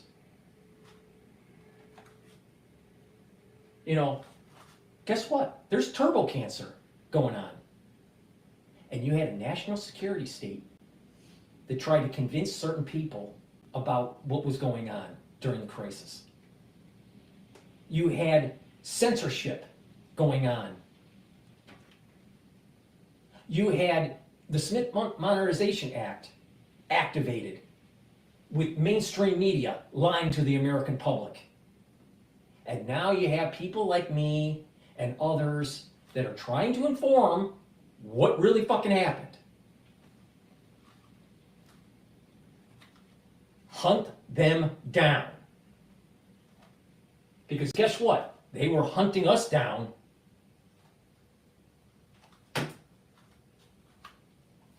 Thinking about and wondering what's to come. And I think I'm a prime example of what's to come when I've already gotten a threatening letter by someone like Kash Patel, who we know is a loyalist and a henchman for Donald Trump. If you did nothing wrong, you got nothing to worry about. If you did something wrong, then you have something to worry about. Please go to my store, the-studio-reykjavik.com. Help support this channel and help support the constitutional freedoms of American citizens. Go to my store, the-studio-reykjavik.com, and get Myotrol. Myotrol will help build muscle and maintain muscle mass. Really important when you get older. A lot of people don't realize, that until it's too late, that you start to atrophy your muscles when you get older, and it's harder to gain muscle mass. Myotrol will help you maintain muscle fitness and increase your muscle mass. Really important. Also, it helps to improve the mitochondrial health, so you have ATP to maintain that muscle. So you'll have more energy and you'll have more muscle mass. By having more muscle mass, that means you're going to be moving around more. When you're moving around more, that means that you're not going to atrophy when you're older and have back problems and have hip problems and all this stuff. All right? The hip problems and the back problems, a big part of it is the atrophying of the body when you get older. Stop doing that. Work out a little bit. Do a little bit of cardio. Do a little bit of resistance training. Take Myotrol to maintain and build muscle mass. If you're an athlete, taking Myotrol while you're working out is important because it'll help to gain that muscle and help to fuel your body and recover better. So this is a great supplement if you're an athlete or if you're just older and you don't want to atrophy. Trust me. If you don't do this, you're going to have problems. Please go to my store, the-studio-reykjavik.com, and get Myotrol. And you're going to need muscle to fight the big state, the national security state, because they have a lot of muscle too. Because you look at all those FBI agents that are at these undercover FBI agents that are at these, different events. They happen to have the same khakis on and the same tight t-shirt. They all have the same watch. They all have the same sunglasses from Oakley. Does anyone dress like that unless you work for an agency? They all have muscle. Don't you think that proud patriots that want to support the Constitution need some muscle mass? Of course. So please go to my store and get the Myotrol. Ubiquinol, really important to take. Ubiquinol is the most bioavailable form of CoQ10. CoQ10 is important for you, especially when you get older. It's an antioxidant, it helps to build up energy levels, and it also helps to improve the health of your neurons. This is a major reason why you should be taking ubiquinol. Again, ubiquinol is the most bioavailable form of CoQ10. I have a very high quality supplement here, ubiquinol, should be taking it every day, improve your neural health, soak up those free radicals, get more energy, improve your mitochondrial health. This is synergistic with C60, resveratrol, NAD+, NEC. And since our agencies want to poison us with the water we eat and with the food, the water we drink, the food we eat, and the air we breathe, because they love spraying chemtrails, get zeolite. Zeolite will soak up free radicals, or not free radicals. So zeolite will soak up heavy metals, chemicals, and toxins, all right? So zeolite is a negatively charged molecule, all right? And it will attach to positively charged toxins, chemicals, and heavy metals. Once it attaches, it'll allow you to urinate that toxin out in about 6 to 8 hours. So the way you use this is you can use this zeolite daily, take a couple little drops underneath your tongue and drink filtered water. And do that every day. And what it'll do is it'll detoxify your body. Get rid of the chemicals that are in our water or in our food. And that way, your endocrine system and your immune system is going to perform better. In addition, some people just want to detox once or twice a year. For those people, what you should do is take a few drops underneath the tongue, just small drops, drink the filtered water, do that daily until you use up the bottle, and do that once or twice a year. But this zeolite you can take year-round as a maintenance. It's important to soak up those free radicals because they're spraying shit in the air, they're spraying stuff on our lawn, and guess what? There's, take a look at your municipality water, all right, and test it. And if you pay attention, the particulates in that municipality water is pretty high. Oh, guess what? That means there's chemicals in there that shouldn't be in there. So you need to filter it out. Now, there's different ways to filter it. I use a filtration system called Zero Water, and Zero Water is a 5-layer filtration system. But there's other ways to filter your water. But filter the water. Stop eating the processed foods that have all the chemical crap in it. And take zeolite to soak up those toxins and chemicals and heavy metals. Go to my store, the-studio-reykjavik.com, improve your endocrine system and improve your immune system. All right? I mean, I have told you throughout this broadcast how to improve your health. If you just follow what I do. Because, if we don't have enough of us shining a light on people that have, bright lipstick on pigs telling us that the deep state's good, and we don't have enough people like myself saying no, stop the bullshit, we're going to lose our constitutional freedoms.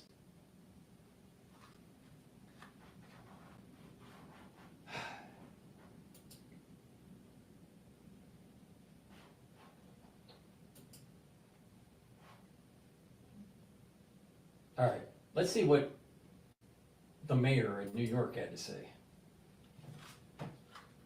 Looking for a gift that won't collect dust in the corner? This year, give them something they'll actually love. A gift they'll enjoy using every day.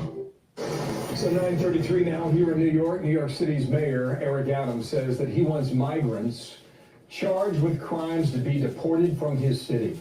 That's a major shift from his previous stance of waiting for convictions.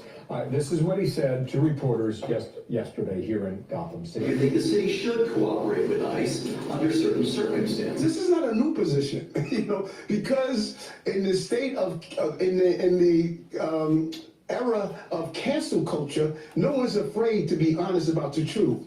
Well, cancel me. And if you come into this country, in this city, and think you're going to harm innocent New Yorkers and innocent migrants and asylum seekers, this is not the mayor you want to be in the city under. A lot of people may not have expected those answers. Joe Borelli with me now, New York City Council Minority Leader. Joe, good morning. Welcome back. New York Post cover. Here we go. Cancel me. I don't care. Oh.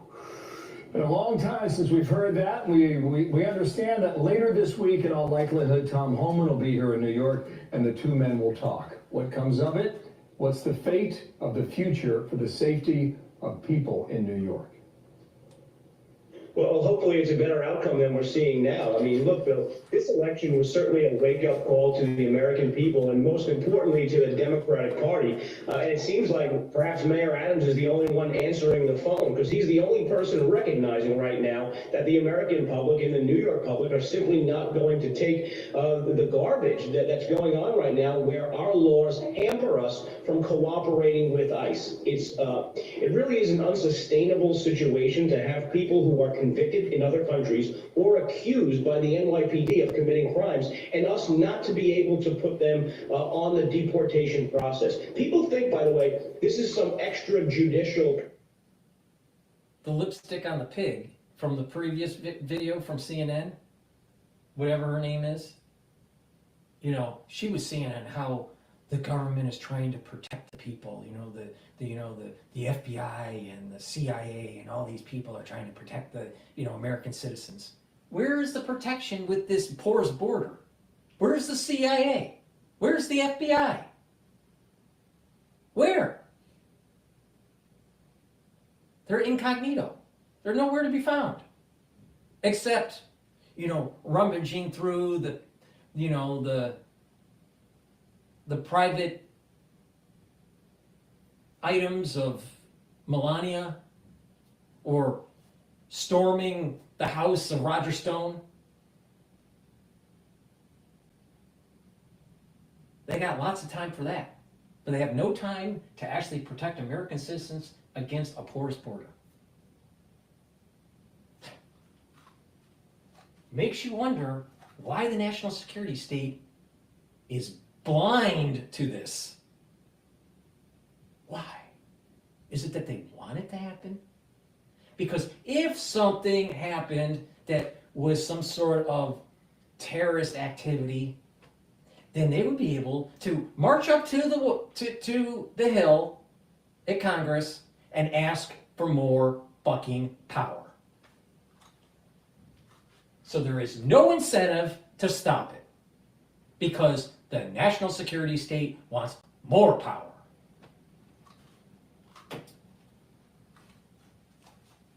People are simply going to go to the immigration court system and be adjudicated to be deported. That's all we're asking for. And I think Mayor Adams, if he can get this done, this could be a highlight of his first term in office. Well, if you want to save some money, Department of Government Efficiency, now known as DOGE, has a couple ideas. Here it is. In 2023 alone, illegal immigration cost taxpayers $150.7 billion. Now let's pause there. Let's just pause there for a sec. In 2023 alone, last year, illegal immigration cost taxpayers over $150 billion.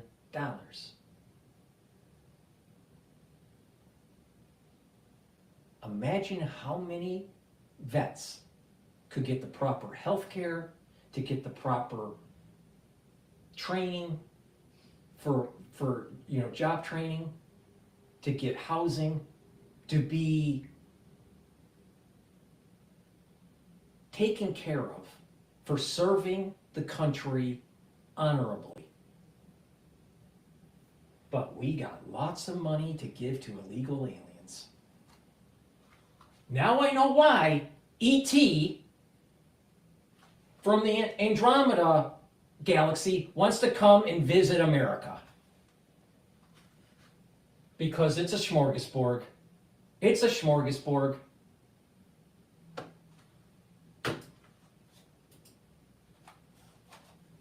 On task with other costs adjusted for inflation. World War I was $334 billion. Apollo space program $257. Manhattan Project $30 billion. Panama Canal $15 billion. Hoover Dam $1 billion. Now let's get this straight. Now I'm sure that I don't know if this is adjusted for inflation. This is adjusted for inflation, so it's apples to apples comparison. Illegal immigration just in 2023 is 5 times more than the Manhattan Project. 5 times more.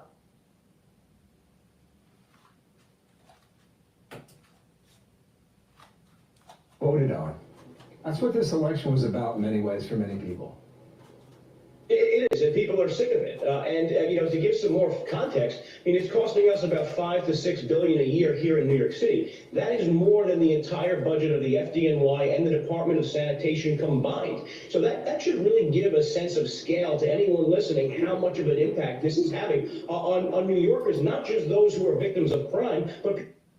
And now you know why Schumer, the senator of New York, likes immigration, illegal immigration, because it allows for funds to flow in, at the tune of 5 times the Manhattan Project. Who have to pay taxes, businesses that have to pay taxes, people that have to get their property taxes increased every year. This is a real cost, and it's a significant cost. It's not something that's a drop in the bucket by any stretch of the imagination. Well, they could withhold federal funds to major American cities if they don't cooperate, and that would be a stinger. Joe, keep watching it for us, okay? Thanks for coming back. Appreciate your time. Thank you. All right, Joe Borelli here in New York. Thanks. Hey everyone, I'm Emily Campagno. Catch me. Please go to my store, the-studio-reykjavik.com. The holiday season's starting.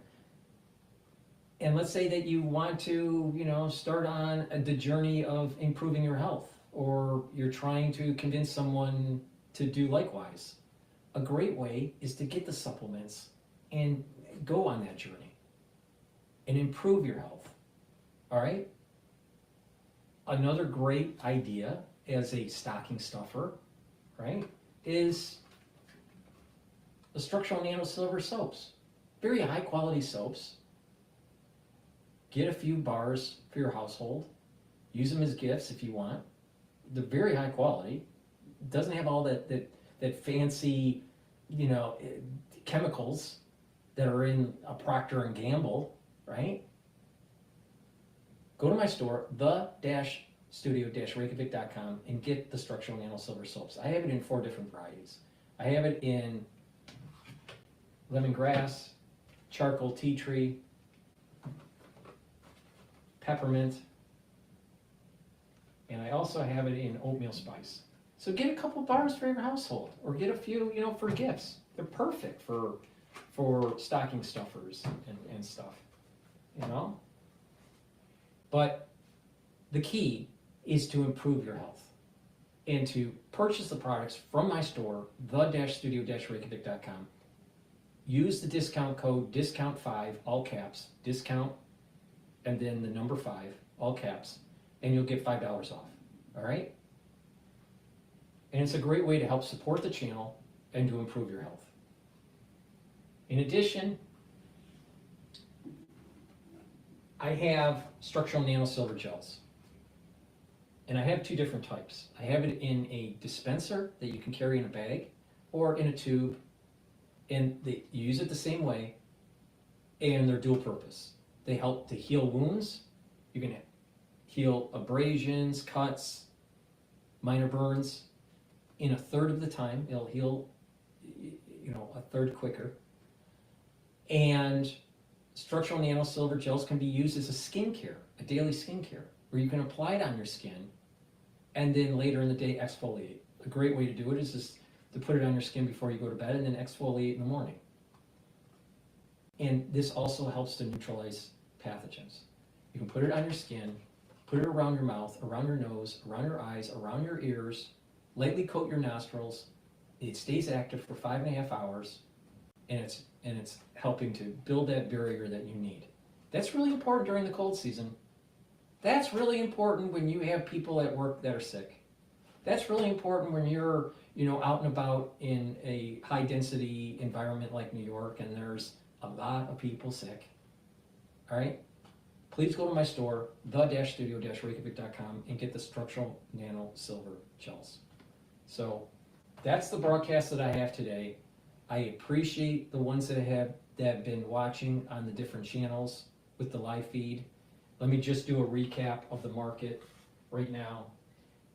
The S&P 500 is trading at 6,090.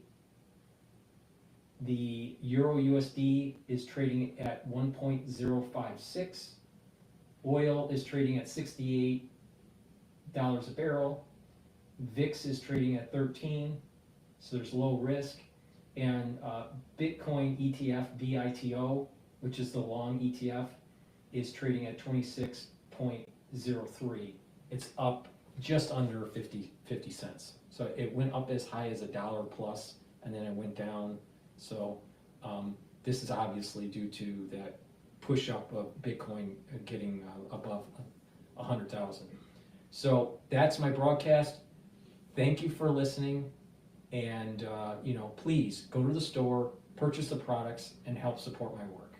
Thank you for helping out. I appreciate it. And for the ones that were on X Spaces, thank you for listening. Again, this is supposed to be interactive. So in subsequent episodes, if you have questions or if you want to chime in and tell me your opinion, it's supposed to be interactive. Please, be a part of the show by just raising your hand and asking questions. Thank you for listening and have a nice day.